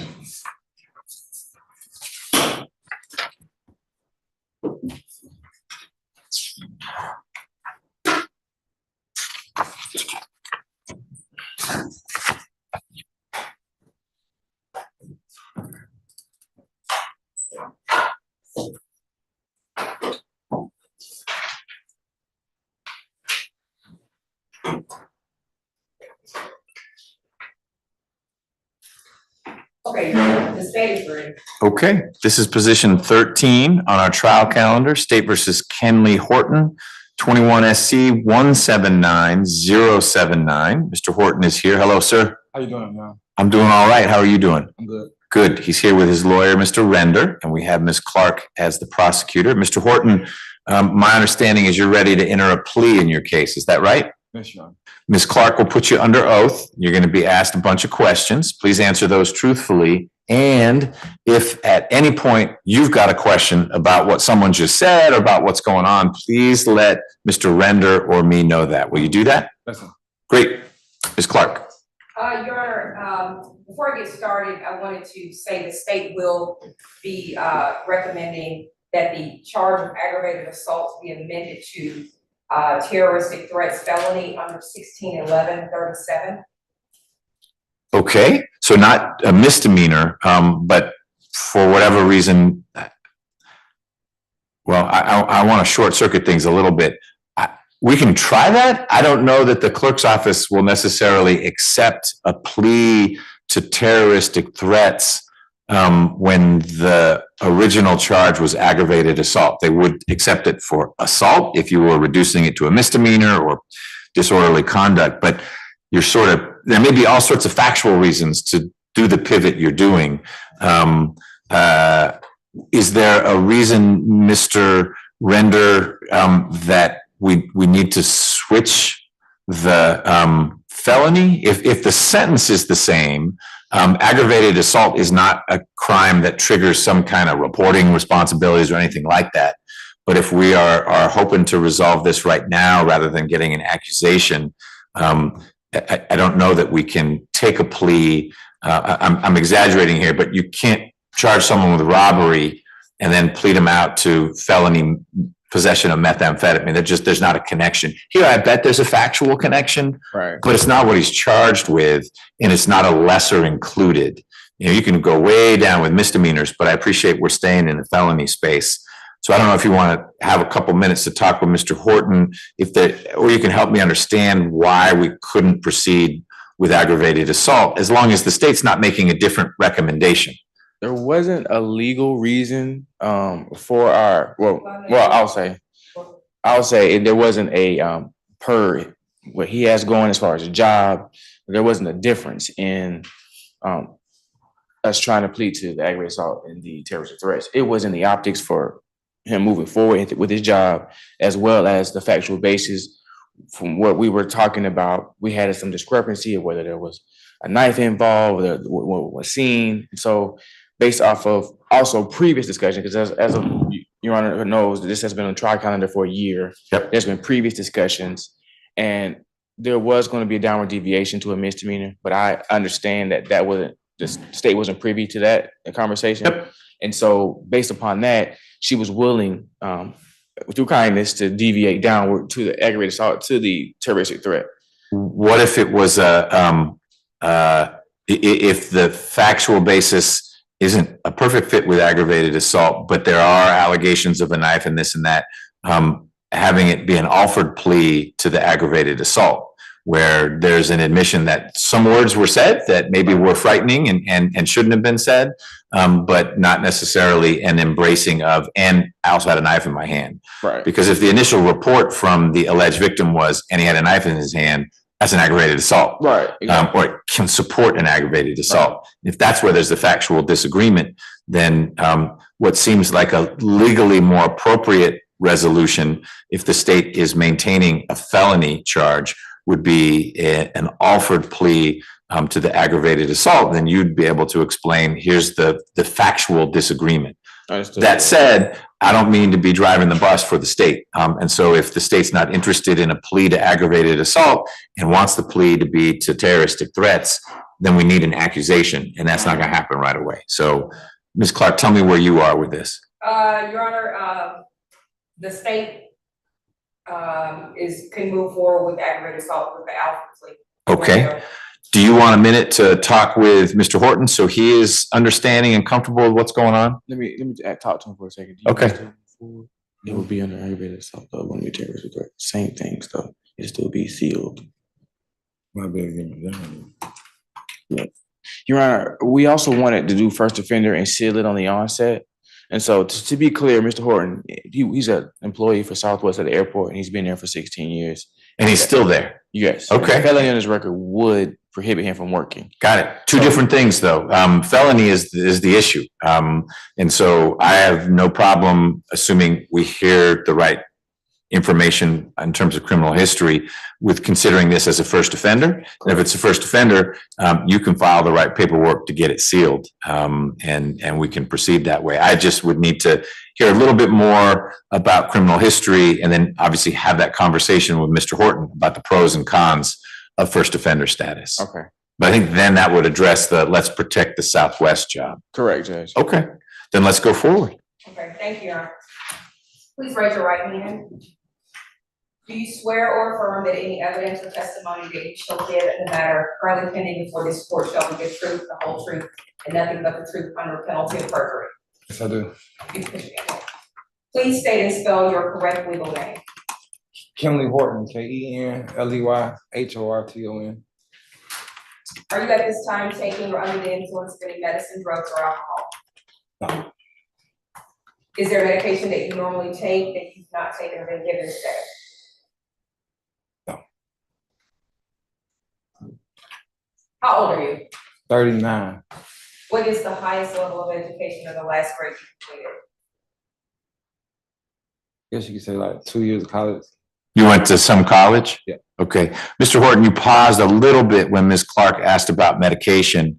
And it's just important that I'm comfortable that if you do take medication and you didn't today, we work through whether that. And Your Honor, let me clarify that because that was one of the reasons why this is taking so long. There was a mental health eval. There was. Right. And so we wanted to make sure because at the time, Mr. Horton was on his meds. It was during COVID. He had been laid off for the time and he wasn't able to afford. And so there was a manic episode, which is one of the reasons why we talked about downward deviation, evaluations, things of that nature. And so again, this was not, Mrs. Clark was not privy to any of this at all. Okay. So I just wanted to be clear that he does take medication. He is competent. Yep. That has been founded by the eval. I'm comfortable about the competency. We had that evaluation. What do you take medication for? Bipolar. Okay. Did you take it today? No. Do you normally take it in the morning? When the last time I was described, it was taken in the morning. Yeah. Oh, you are not currently taking it? Where I'm at, with the COVID is the psychiatrist hasn't been on, but I was seeing a counselor therapy, so they took me off. I still have prescribed. It was Abilify, and I can't think of the other name. Okay, the names aren't so important, but when did you last take it? Has it been weeks or months? I probably haven't took it since the beginning of the year. Okay. How are you feeling? I'm still fine. Okay. If you at any point don't understand what we're talking about, let me know. Yes, sir. All right. Are you able to read, write, and understand the English language? Yes. Do you understand that you've been charged with the following offense? 1 count of aggravated assault. Yes. Do you understand that you have the right to plead either guilty or not guilty to these charges? Yes. Do you understand that if you plead not guilty or remain silent, then the state is required to prove the charges against you in a jury trial? Yes. Have you had an opportunity to review the indictment with your attorney? Yes. And did you understand the indictment as explained to you by your attorney? Yes. Have you had enough time to speak with your attorney about all of the charges in the indictment against you, including the facts and circumstances relating to these charges? Yes. Are you satisfied with your lawyer's services? Yes. Attorney Render, do you waive a formal reading of the indictment? We do so waive. Do you waive any defects in the indictment for purposes of this plea? We do so waive. Has your attorney advised you of the minimum and maximum sentence for each charge for which you're pleading guilty today? Yes. Okay, the state will provide those. The minimum is 1 year, the max is 20 years in prison, or it could be probation. Do you understand that you are entering what is called a negotiated plea of guilty, which means that the state and defense jointly will recommend the following sentence to the court? 5 years probation with the behavioral incentive date of 3 years with the special conditions that defendant will remain compliant with his mental health medication, that he will be assigned a mental health probation officer, no drugs or alcohol, no drugs unless prescribed, no alcohol, and the completion of an anger management course. Is that your understanding? Oh, yes, yes, You understand that the court is not required to accept the state's recommended sentence? yes, You understand that the court has the right to sentence you to the maximum possible sentence of each charge? yes,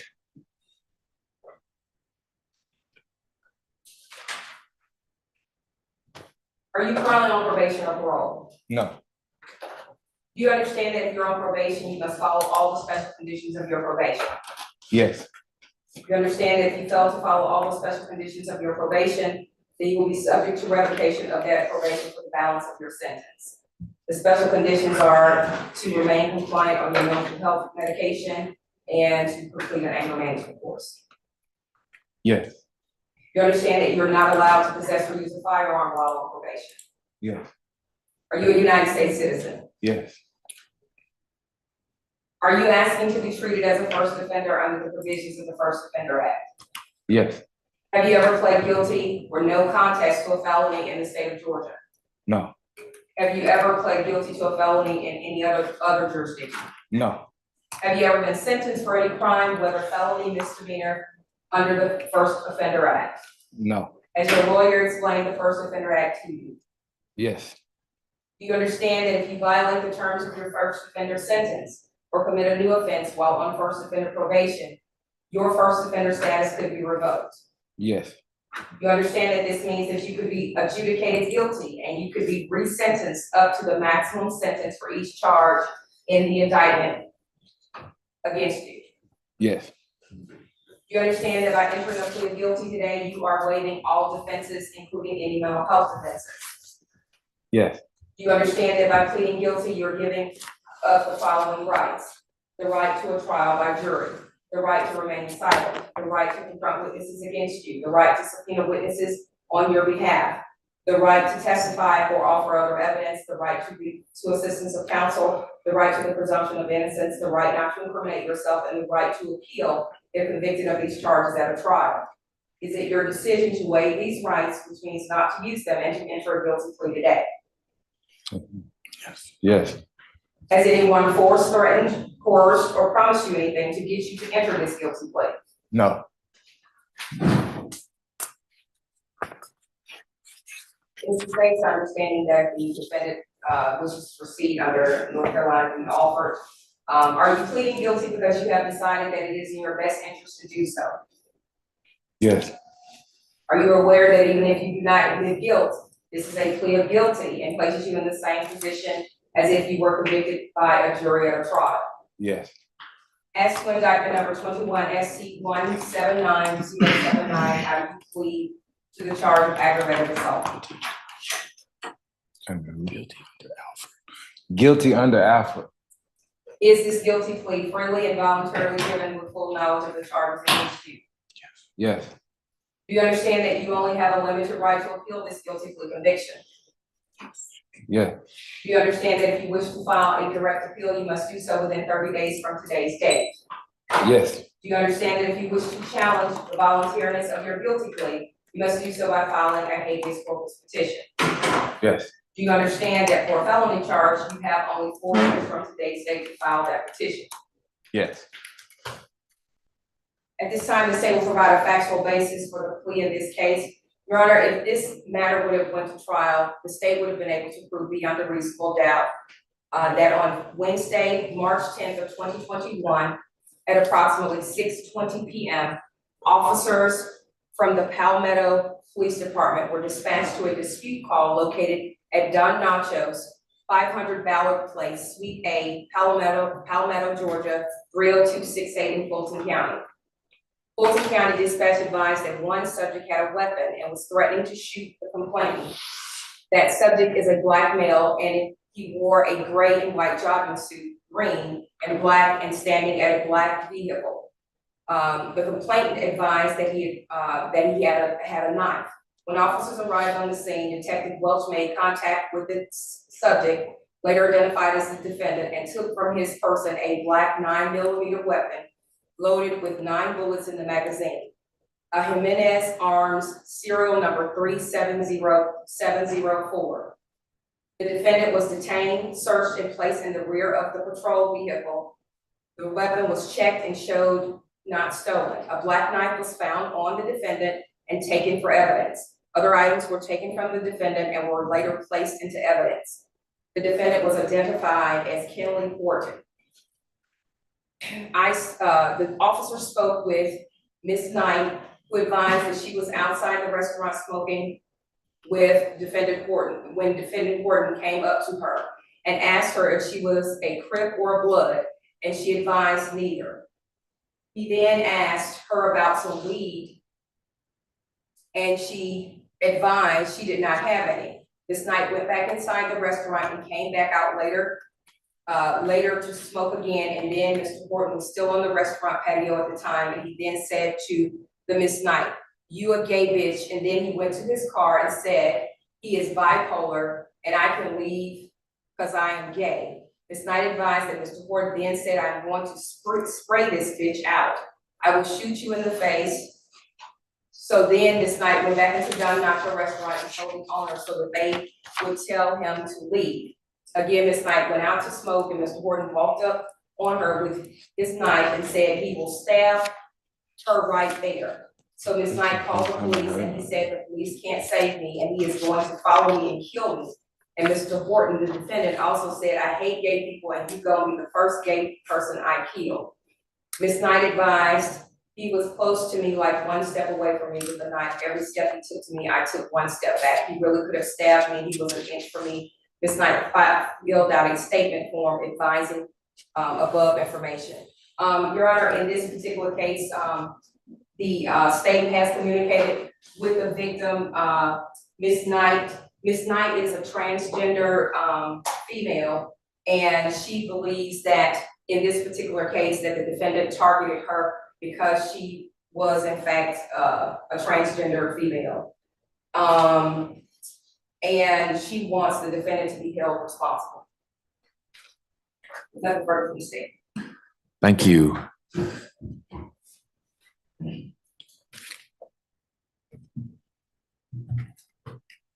Ms. Jackson, good afternoon. Criminal history information on Mr. Horton, please.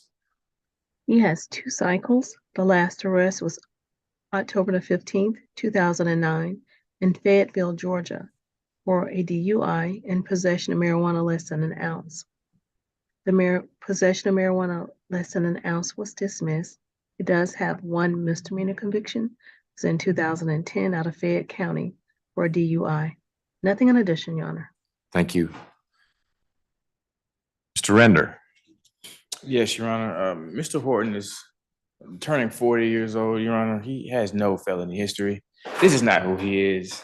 Again, I don't want to be consistent with my statements, but to have 2 mental health cases in the same day is kind of ironic. But Mr. Horton has no recollection or history of what happened. He recognizes that something like that might have taken place.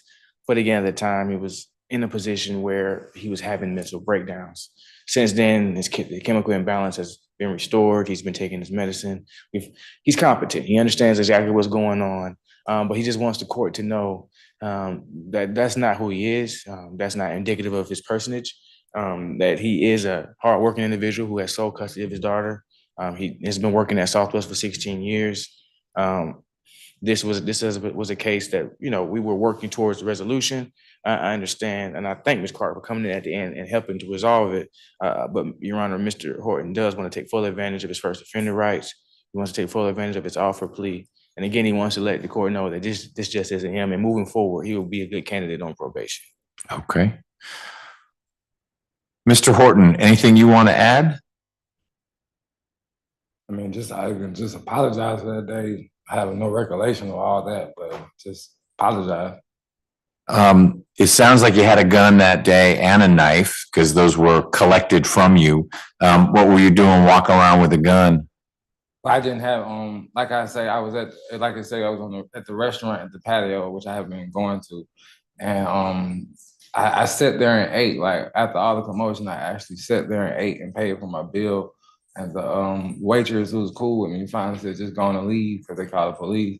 And for some reason, I had a drink of wine or whatever, I had the DUI, and I stayed probably 5 minutes. And my thinking was, don't get in the car. So I just put my gun on me and locked my car up, and I was walking when the police pulled Your me gun over. had been in your car and you took it out of there and put it on you. Yes, sir. I was Okay. walking home. All right. I understand you cannot have a gun while you're a first offender probationer. Yes, sir. So if you've got one in the house, it's got to go away.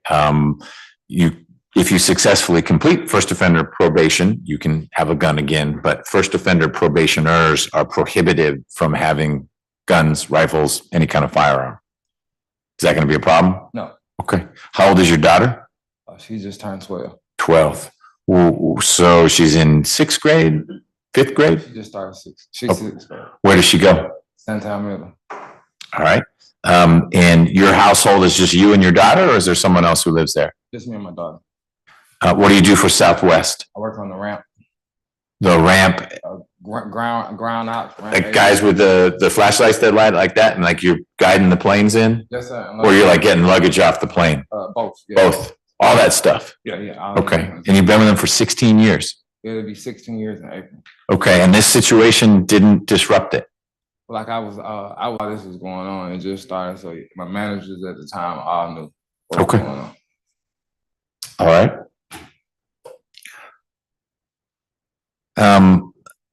You're entering this plea pursuant to North Carolina versus Alford, which is a case that says I can accept the plea even though you are disagreeing with some of the things the state says happened. Sounds like what you're really saying is I don't remember, because maybe you weren't taking the medication you should have been taking at the time. You're not saying it did not happen.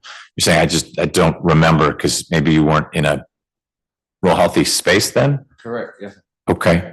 I'm curious if something like that can happen in your life, why are you not taking the medication now so that you avoid it happening again? Well, like you said, I work around engines and heavy equipment, so I only stopped taking it when the psychiatrist or the counselor said it's okay. I'm balanced.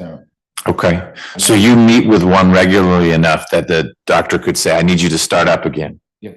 Okay. Or like when I feel it comes on, I do be responsible and reach out. It's just around that time, it was around after the pandemic, and it took like 3 months to just get an appointment. Okay. First offender is primarily an opportunity. If you are sentenced as a first offender, it means this is not a conviction. So when you leave here today, you will not have a conviction. The risk of first offender is that if you have other criminal issues while you're on first offender probation, not only could you have your probation revoked, but you could have your first offender status taken away, and without a trial, because you've already said, hey, I'm admitting that I did these things through your Alford plea. I could resentence you. And you heard what Ms. Clark said, aggravated assault is 1 to 20. So I'm making this up as an example, but if 6 months from now you get arrested and you were waving a gun around, even though you may have been hearing voices or something, you're waving a gun around, threatening people, you have new charges. But this case, I would likely revoke a bunch of time and send you down the road. So there's a risk to first offender. It's a great opportunity for someone who has been a productive worker as long as you've been. But if you're not convinced you'll take the medication and get the help you need, I just need to make sure you've thought through whether you want first offender. Yeah. You do? Yes. Okay. All right. Well, I am accepting your plea. I find there's a factual basis that your plea is knowing and voluntary. Mr. Render, do you authorize my team to electronically sign the indictment for you? Yes. Ms. Clark? Yes, Your Honor. Mr. Horton, is it okay if we put your signature on the indictment indicating your first offender Alford plea? Yes. We'll do that. I'm sentencing you pursuant to the Probation Options Management Act, which just means that while you're on probation, if you have a small issue with probation, you and probation will deal with that. If it's a big issue, you and I will deal with that. Ms. Knight is a stranger to you? Like, do you know that person? No, I do not. Seen that person since this happened? Not to my recollection. No. Okay. All right. I'm going to sentence you to 4 years probation, and I will set a behavioral incentive date at 2 years. I'm going a little lower than what the state recommended, only for this reason. This situation happened 2.5 years ago, and you've stayed out of trouble since then, which says to me, this was a unique situation. First offender is appropriate, and 4 years of probation is a long time. Maybe 44 years old, 43 years old when that happens. And we'll know well before then if you're serious about staying current with your medication and avoiding a situation like this. So it's 4 years probation, and the behavioral incentive date is November 9th of 2025. If you've done well during those 2 years, then probation has the option of saying, let's shut this case down. If you haven't been doing well, then they don't need to do that. Special condition of probation number 1 is that you continue to take all prescribed medication. If the doctor says take this, you need to take it. It's not optional. Special condition number 2 is that you complete an anger management course at some point during the first 3 months of your probation. No firearms while you're on probation. And I will request that the Department of Community Supervision assign a mental health oriented probation officer to work with you, because that's someone who will be able to say, hey, it doesn't seem like you're taking your whatever the medicine is, and you and that person can interact on that. Ms. Clark, and no contact with Ms. Knight. I know that's a stranger to you, but if for some reason you're walking down the street and I recognize you, you turn around and go the other way. You don't look this person up to apologize or do anything else like that. Okay. Ms. Clark, anything else in Mr. Horton's case? Oh, no, Your Honor. Mr. Render? Yes, Your Honor. Ms. Clark was not averse to a sealing on the onset, and I want to see if I can move to do that on the record, or do you want me to draft an actual motion? I want you to draft an actual order, proposed order, and get that to me. CC Ms. Clark on that just so she can see it. I just want something in the docket to that effect rather than the transcript. Understood. Okay. All right. One last thing. Let's see, Ms. Tucson, if you could join us, we need to get reporting instructions to Mr. Horton. No problem. Good afternoon. Can you hear me okay? It's real quiet. Let me turn it up. Is that better? Like it's the piece of paper you were shuffling was better, but you're still real quiet. I wonder why. Maybe it's this where I'm at sitting. Mr. Horton, where do you live? Palmetto, Georgia. That's still Fulton, correct? Yeah. If I'm not mistaken. Okay. You're gonna be contacted by a Fulton County probation officer. May I have your phone number? 404-484-2217. That's where I can call you directly? Yes. Okay, because I will be sending you over reporting instructions. What's your address? 502 Rugby Court, RUGBY, Palmetto, Georgia, 30268.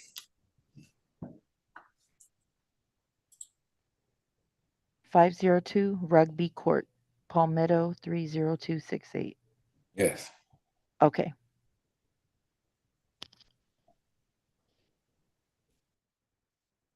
Yes. Good. All right. So you'll get that information and you'll need to report to probation. Don't miss that first meeting. Yes, sir. That's where it all starts. All right. Okay. Thank you, everyone. Any questions?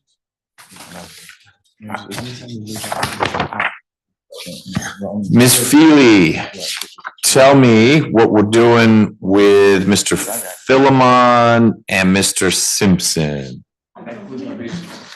Thanks for your help. You bet. I believe Philemon will be a slightly non-negotiated plea. We're very close, but I think we can get that done today. Okay, come on. I'm still speaking with Mr. Abadi. He was going to make some phone calls and see where we are. Okay. Well, why don't we, if Philemon's ready, let's do that. And then we'll see if those phone calls have happened on Simpson. Okay.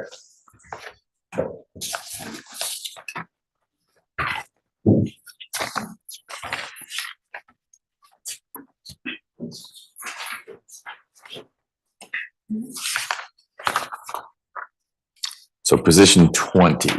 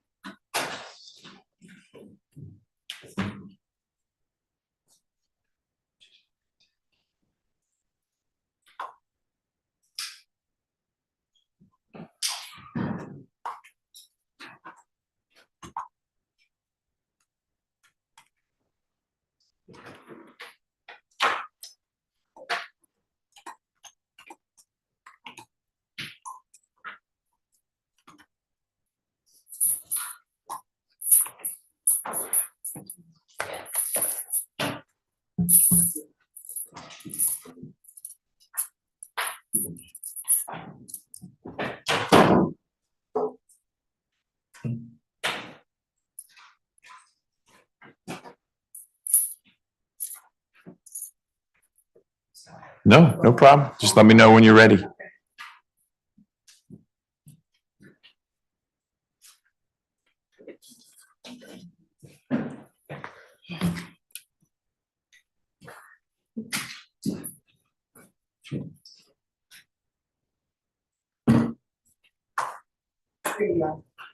All right. How do you pronounce your last name?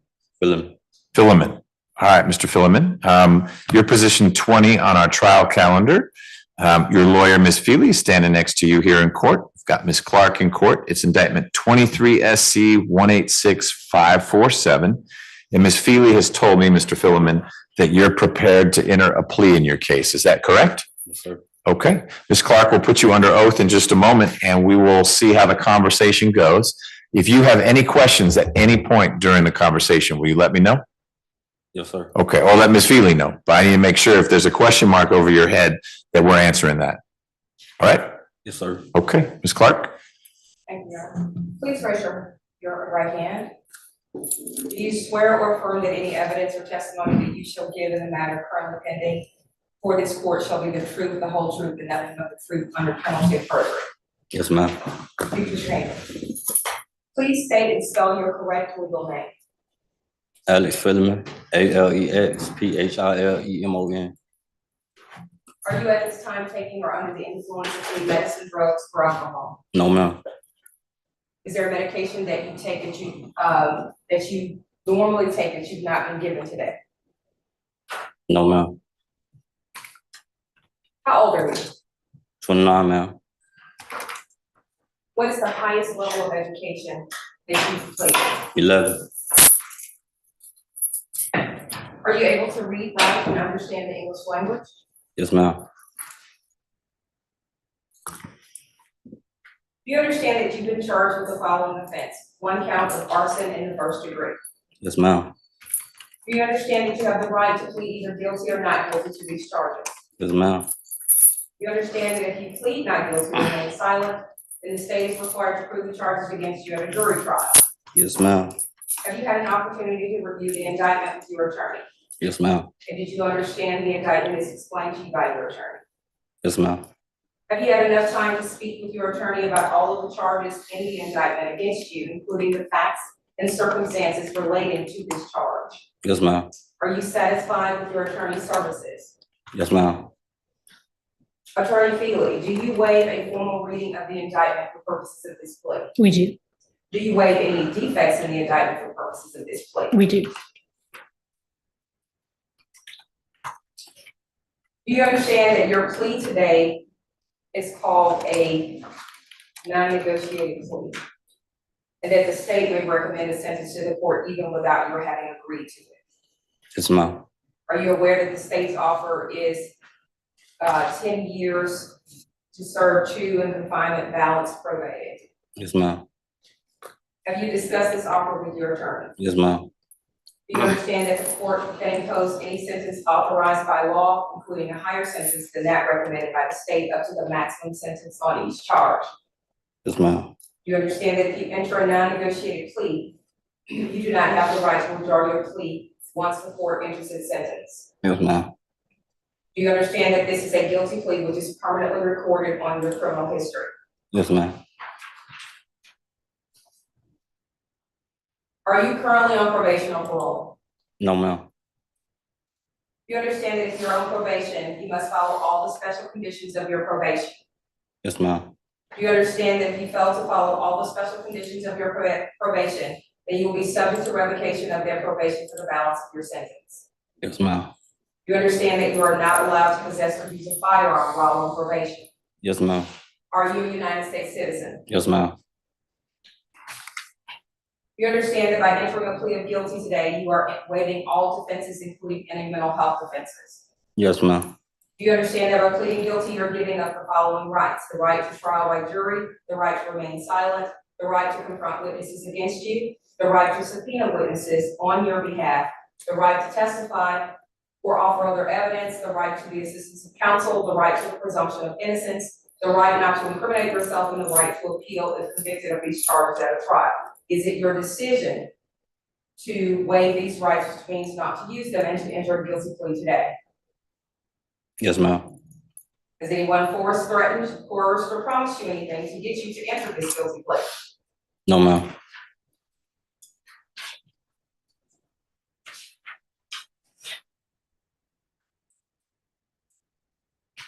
Has your attorney advised you of the minimum and maximum sentence for each charge to which you're pleading guilty today?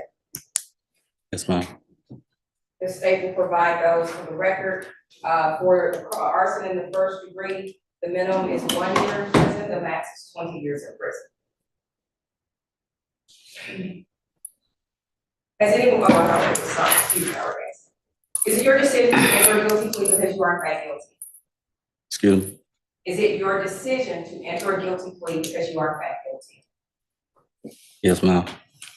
As to indictment number 23 SC 186547, how do you plead to the charge of arson in the first degree?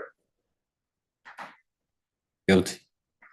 Is this guilty plea freely and voluntarily given with full knowledge of the charges against you? Yes, ma'am. You understand that you only have a limited right to appeal this guilty plea conviction? Yes, ma'am. You understand that if you wish to file a direct appeal, you must do so within 30 days from today's date. Yes, ma'am. You understand that if you wish to challenge the voluntariness of your guilty plea, you must do so by filing what is called a habeas corpus petition. Yes, ma'am. You understand that for a felony charge, you have only 4 years from today's date to file that petition. Yes, ma'am. At this time, the state will provide a factual basis to this court for the felony plea in this case.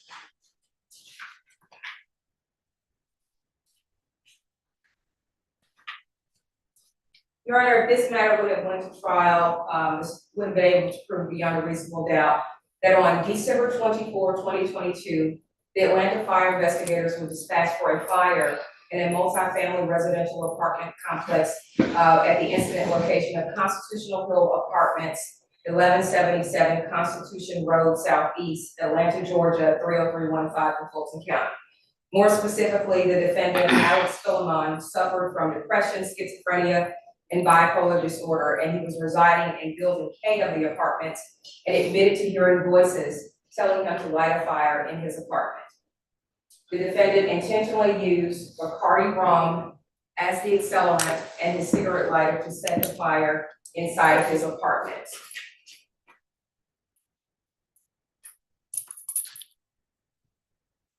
The defendant was identified and arrested on scene for the charge of arson. That's the further from the statement.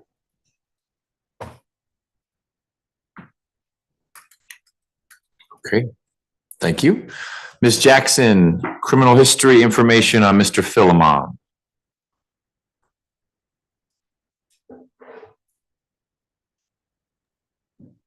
He has 24 cycles. The last arrest was July the 13th, 2021, with the City of Atlanta Police Department for driving without a valid license. There was no disposition for that arrest. He does have prior felony convictions. One in 2017 out of Florida for cruelty to children in the 3rd degree, a felony. One in 2015 out of Florida for grand theft. And one in 2013 out of Florida for robbery. And he does have misdemeanor convictions. It's one in 2019. They're all out of Florida, Your Honor. That's okay. Thank you. Okay. One in 2019 for obstruction. And one in 2015 for criminal trespassing, and one in 2013 for possession of marijuana less than an ounce. Nothing in addition, Your Honor. Thank you. Ms. Feely, first, what's Mr. Philemon's connection to Florida? Sure. I just wanted to, I hate to interrupt, but he just said he had a question. Oh, Can I take sure. that before we go further? No, let's do that. If we could have a brief moment, Your Honor. Sure. Make sure he's understanding. Yep. Thank you.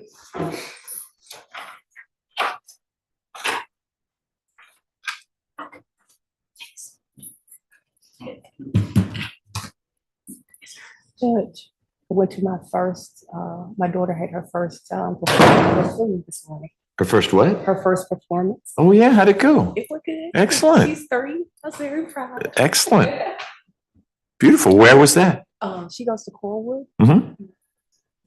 Was it a solo performance or a group That was performance? her class. Yeah. We did the Rainbow Connection song.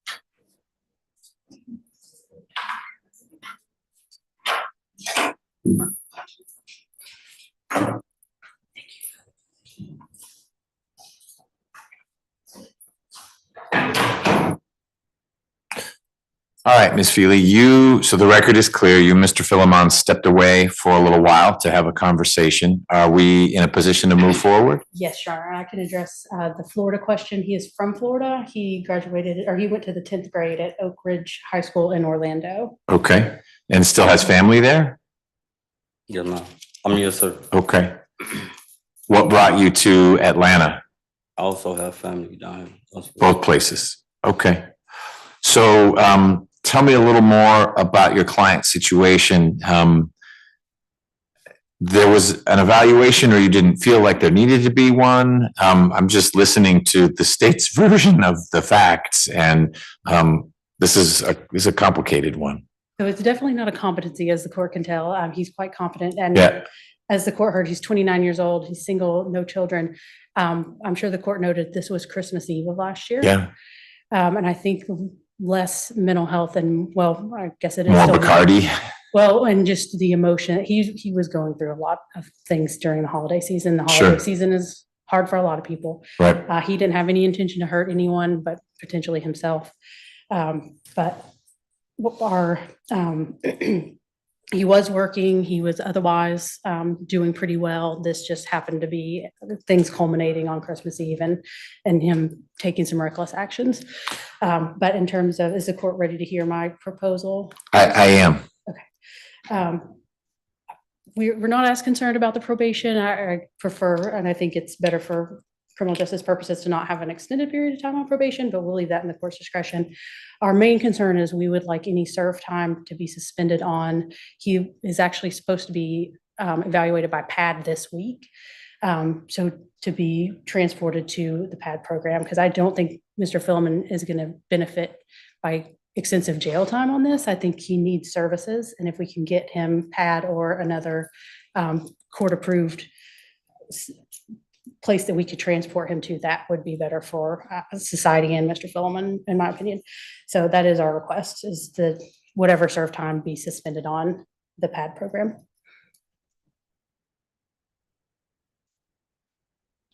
How does that work structurally? Let's say he's done almost a year. He's a month and a half shy of a year.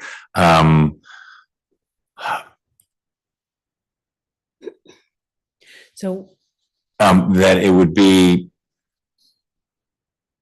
10 to serve one, that 1 year is suspended upon release to PAD. I thought you can't release to PAD. PAD is changed their way they take people. We've, in the last few months, had a successful transport from the sheriff's office to PAD, but I don't know if that's. Who does the transporting? I believe the sheriff's office did. Okay. The one I'm thinking of. The other option is we could delay sentencing. I understand the court's reasoning for wanting to go ahead and get the plea in, but we could see how this goes with PAD and then structure it once we have a more firm plan in place. Okay.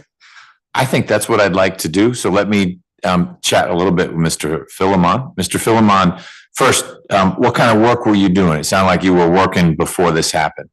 Yes, sir. I've been working at 10 Doors. Doing what? Cook. Okay. How long had you been doing that? 2 years, sir. All right. Do you have any questions about anything we've talked about? No, sir. Do you have a place to stay when you get out? At the moment, no. Okay. What about, you mentioned you had family up here. Is there family that would let you stay with them? No, sir. Okay. So you'd be open to staying at a shelter if that, or a program, if that's what a place that provided some housing. Yes, sir. Okay. Do you know, I don't know if they say, Ms. Feely, and you may not want to say if they did say, why Mr. Philemon wasn't accepted at, there was a program you mentioned. So yes, my information was the nature of his charge. So nothing to do with him or his situation, just the nature of the charge. Got it. Okay. All right. Well, Mr. Philemon, I find there's a factual basis for your plea. It sounds like Christmas Eve last year was a tough time. And that your plea is knowing, meaning you've understood the things we talked about. And if you didn't, you asked Ms. Feely about them and she explained them. And that the plea is voluntary. No one's forcing you to do this. So I'll accept it. Mr. Philemon, the way we're handling indictments these days, in terms of signing them to say you're pleading guilty, is that someone on my staff signs them electronically. And you just tell me that's okay. Is it all right if we put your name on electronically to the indictment? Yes, sir. Okay, Ms. Feely? Yes, Your Honor. And Ms. Clark? Yes, sir, Your Honor. We will do that. I'm sentencing you pursuant to the, well, we'll get to that in a little bit. I'm gonna hold off on sentencing you. I'm accepting your guilty plea and I find you guilty of arson in the first degree. First, a question from Ms. Clark. It sounds like Atlanta Fire got there before this whole apartment complex burnt down, that there was fire damage in Mr. Philemon's unit. But this isn't the kind of situation where people were jumping from fourth story balconies to get out. That's correct. Okay. All right. So it's still serious, but fortunately it didn't go very far at all. And to your point, Ms. Feely may have been more of a danger to Mr. Philemon than anyone else. Mr. Philemon, your lawyer and folks who work with her have been trying real hard to find you a place where you could live and maybe get a little help getting back on your feet, and definitely get you plugged back into taking the medication you need to be taking so you don't hear voices. And I'm going to let them work a little longer on that so that when I impose your sentence, maybe we can build that into it so that you get released to that kind of program. Does that make sense? Yes, sir. Okay. What I'm not going to do is forget about you and all of a sudden it's November of next year. Like, oh, wait, we didn't sentence this guy. At a minimum, I'll make sure you're on another visit to come over here in just a few weeks so we can get an update. But if Ms. Feely sorts something out before then we can just bring you over right then and make sure we do something with it, okay? But I'll accept your guilty plea. That gets you off this trial calendar. You don't have to worry about going to trial. And we'll figure out when we're going to get you back here soon to talk about next steps. I appreciate it. Thank you. Thank you.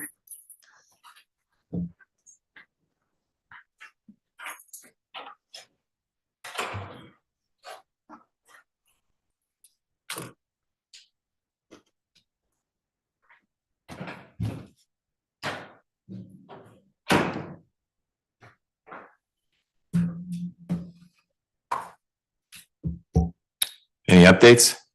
They come from, well, I noticed Mr. Abate busted out of here. He'll be back. But yes, I got the update on Mr. Simpson is that it's if he wants to plead, it's still a life plea. Okay. And was he contemplating pleading to life or he was asking for something less? And the way it shook out is that he's not getting something I less. think he was hoping for a number that was less to a different charge, but that's the way it shook out, is that it's so. Okay. And all of this I'll discuss with Ms. Feely as well in just a moment. So Simpson and Hall would both be trundling towards trial. Well, if she's coming out right now. Hey. Hey, Ms. Feely. I didn't mean to interrupt. You're done? Okay. Mr. Hiles was sharing with me that he understands that the offer on Mr. Simpson isn't maybe what you were hoping for, that it's life. I had gotten the wrong impression, this is my error, that there had been discussions already and offers already of something less than that. But I'm not getting in the middle of it. What I want to do is get closure for you all so I can get that magic email out. Hall is ready. We know that. But now Simpson, which you had been optimistic might be a plea, isn't.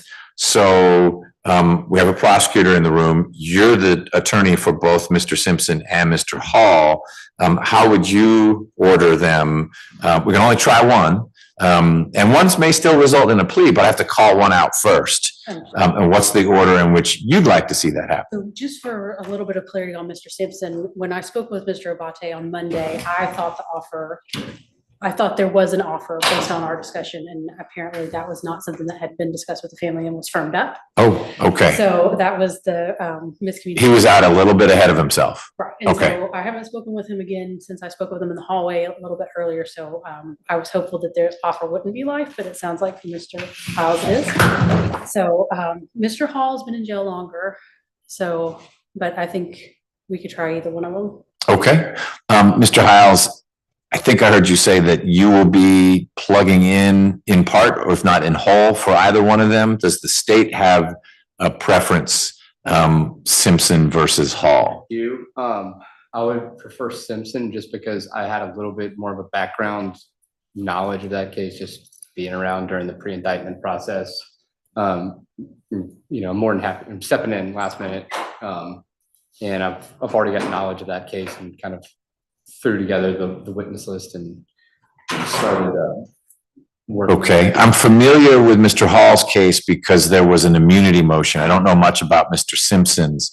How long do you envision a trial for Mr. Simpson taking? I think probably 3 days. It would fit, absent some surprise, into next week. Absolutely. Okay. I don't know. I agree with that. Okay, I think Mr. Halls would as well, but that's just another factor for me to, if you were to say Simpson is 9 days, then I would say, we may have to go one way or the other. And I certainly weigh how long has someone been in, because they're the ones serving time with a presumption of innocence in their favor. But I'm hearing Ms. Feely say she could be ready on either. You could be ready on either, preference for Mr. Simpson's case. That's correct, Your Honor. Okay. And the only other thing I would request today, given how this situation has kind of evolved, if I could speak with Mr. Simpson's family and Mr. Simpson one more time to see if he wants to do a blind plea or something short of trial, given. So I'll certainly let you do that. When you say a blind plea, if the plea would be to the indictment, there's not a whole lot that's blind about that, but certainly talk to him. When you say his family here? Okay, great. And Your Honor, I have one request. Regardless of what goes to trial, Tuesday morning, I've got a doctor's appointment at 8:30. It's one that I've had for a long time, not knowing this was going to be asked to step in. I think I could be here no later than 10. And I don't think it would even, and that's okay. I assume that's not a big issue. We'll talk about that once it sounds like you're going to be plugged in regardless of which case goes. So you've got that you need to deal with. That's correct. In other words, if I say, oh, it's going to be Hall, you'll still be here and you'll still have that conflict. Yes, Your Honor. Okay. Assume you'll be able to do that. Okay, thank you. All right. So Mr. Hile, standing in for you, said that the offer in Simpson is still life. I spoke to the family, yeah, they're pretty. Okay, I don't need to explain, just Ms. Feely wanted to double confirm. She's going to talk with Mr. Simpson and his family real briefly, and we'll see if something's going to happen. Otherwise, I'll look at what's left. It won't be muckle. You conveniently made it sound like it would be an 8-week trial, which it won't. But we'll need to sort out Hall versus Simpson. We've still got Hardaway in the mix, and that'll be on the list. And then I'm wrestling with what to do with Walls, but it sounds like we'll get a trial either way, or we'll resolve 2 murders with Hall and Simpson. I won't keep you guessing. Now I'll put the order in which they're going to be. Just guys will need to be ready to roll. Okay. Can we put in a preference as to which one? What? Well, I did. Mr. Hiles asked for Simpson just because he's more familiar with it, if he's going to be parachuting in. And Ms. Feely said she'd be ready for both, made the important observation, Mr. Hall's been in longer. And so I said, I'm going to weigh all that stuff. I want to make sure both could fit into 1 week and both can individually. All right, you talk with Mr. Simpson. Thank you.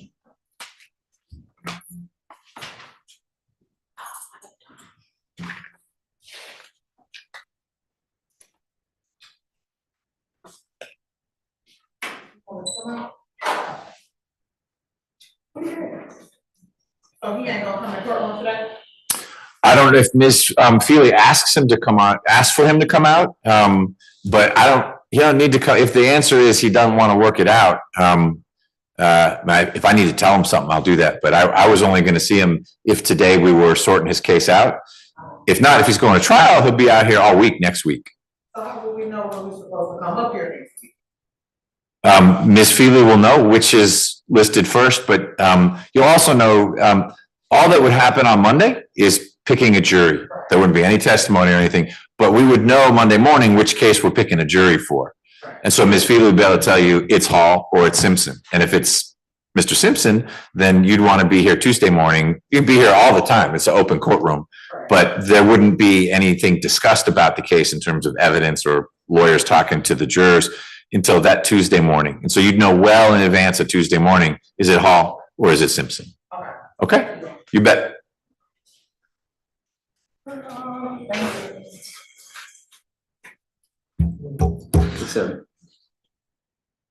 All right, I don't think we have anything else.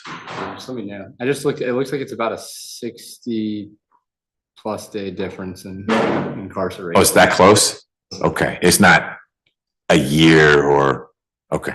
All right. Plus, it would be helpful to get the transcript in Hall. Yes. From the immunity hearing. Yes.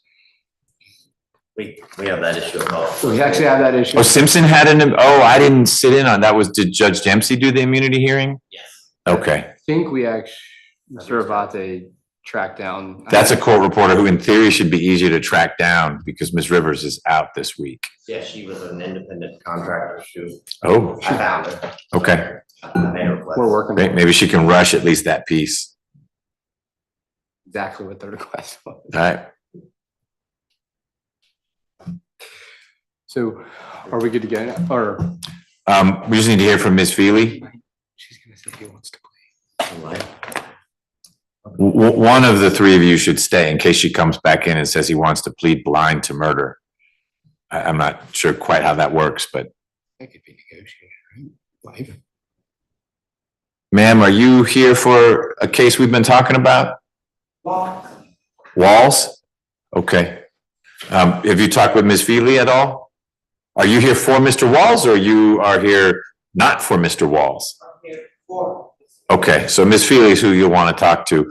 It doesn't sound like we're going to be able to resolve his case today because of some information Ms. Feely learned about Mr. Walls and how he was doing when one of these cases happened. And ma'am, you are for Walls? Okay. Okay, great. I was just hoping to get some information on what the next step would be, like when is he next gonna be seen? Okay. I'm not sure. So not Monday, not Tuesday. Well, probably not. If it's not Monday, then it's not next week. The dilemma is the defense attorney just learned some things that she wants to get more information about how Mr. Walls was when the case that the state wants to take to trial occurred. And so if the defense attorney asked for more time, I'm more apt to give it because that would be something the defendant would say, I don't mind sitting in jail longer for you to get this information because it could be helpful. It's not the state saying not ready. The state said, we're ready to go.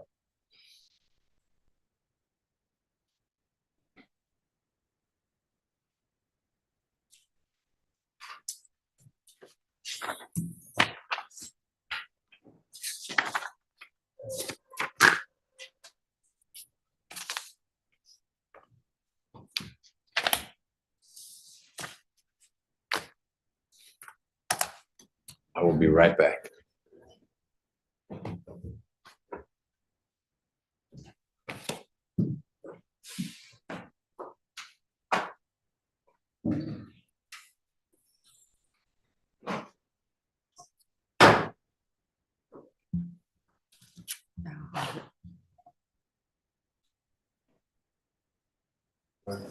Okay.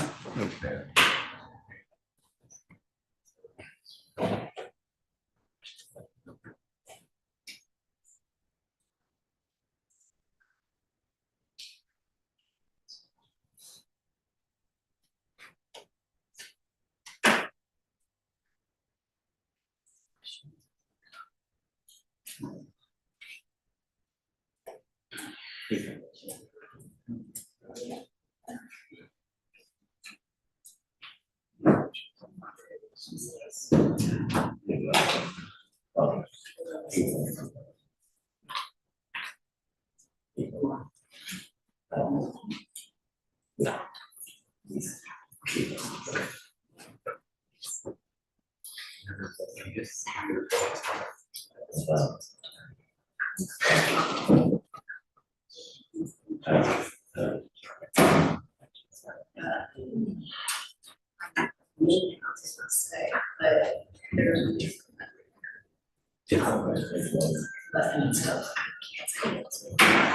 yeah, I thought you were back. All right.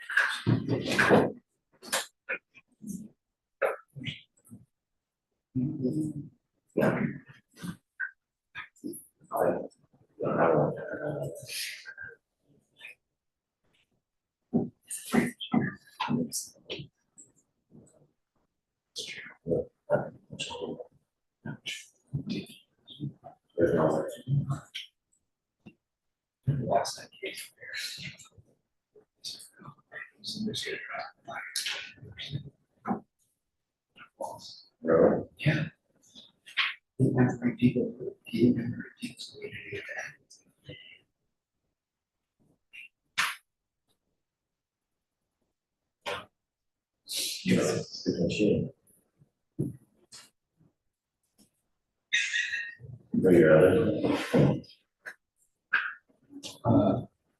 Jalen Martin's out. Who was? Was it? Yeah.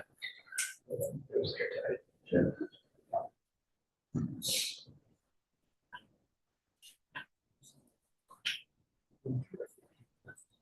Oh, that's he did have powers to get him back.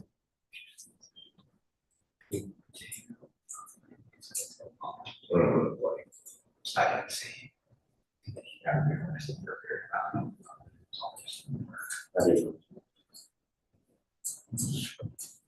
Yeah, so, real Scott, but he didn't actually.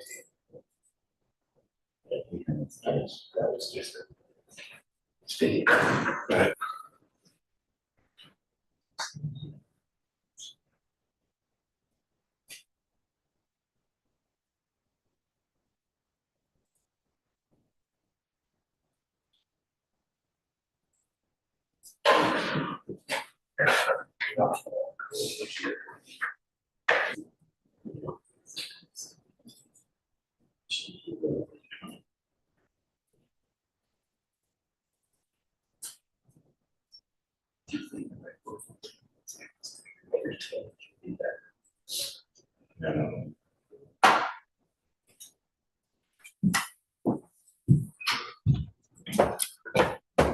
back with Mr. Simpson now.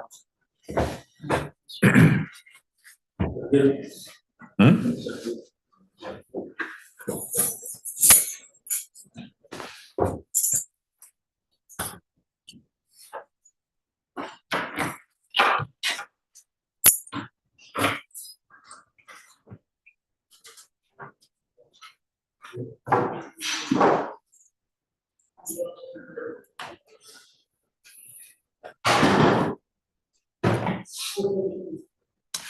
All right, Ms. Feely, I didn't mean to rush you, and certainly we can keep Mr. Simpson up. I just want to let folks go in different directions.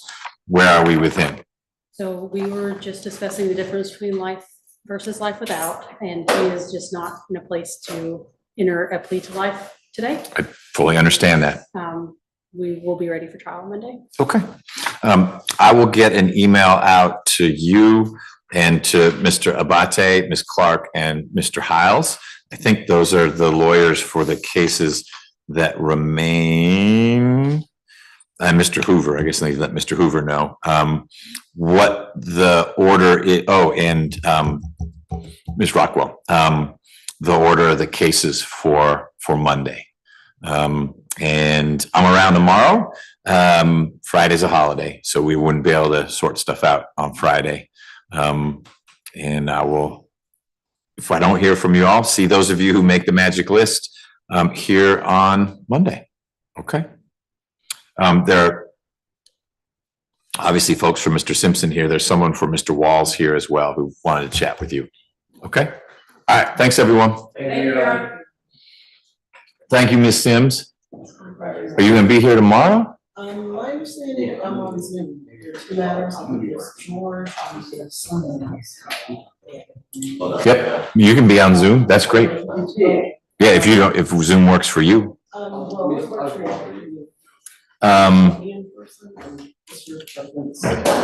I'm open either way. There is a Zoom created for one, so hopefully that'll work. It'll just carry over to the other piece. Because the first one is that sentence modification for someone who's in DOC custody, and that is a Zoom thing. And then the other one, everyone's coming into court. Yeah. Well, I can Zoom in my office. No, that's gonna be kind of. They're sort of back to back, so either you should be here come 10:15, and then it just goes till lunchtime, and then we're done. If that works for you, that's probably easier.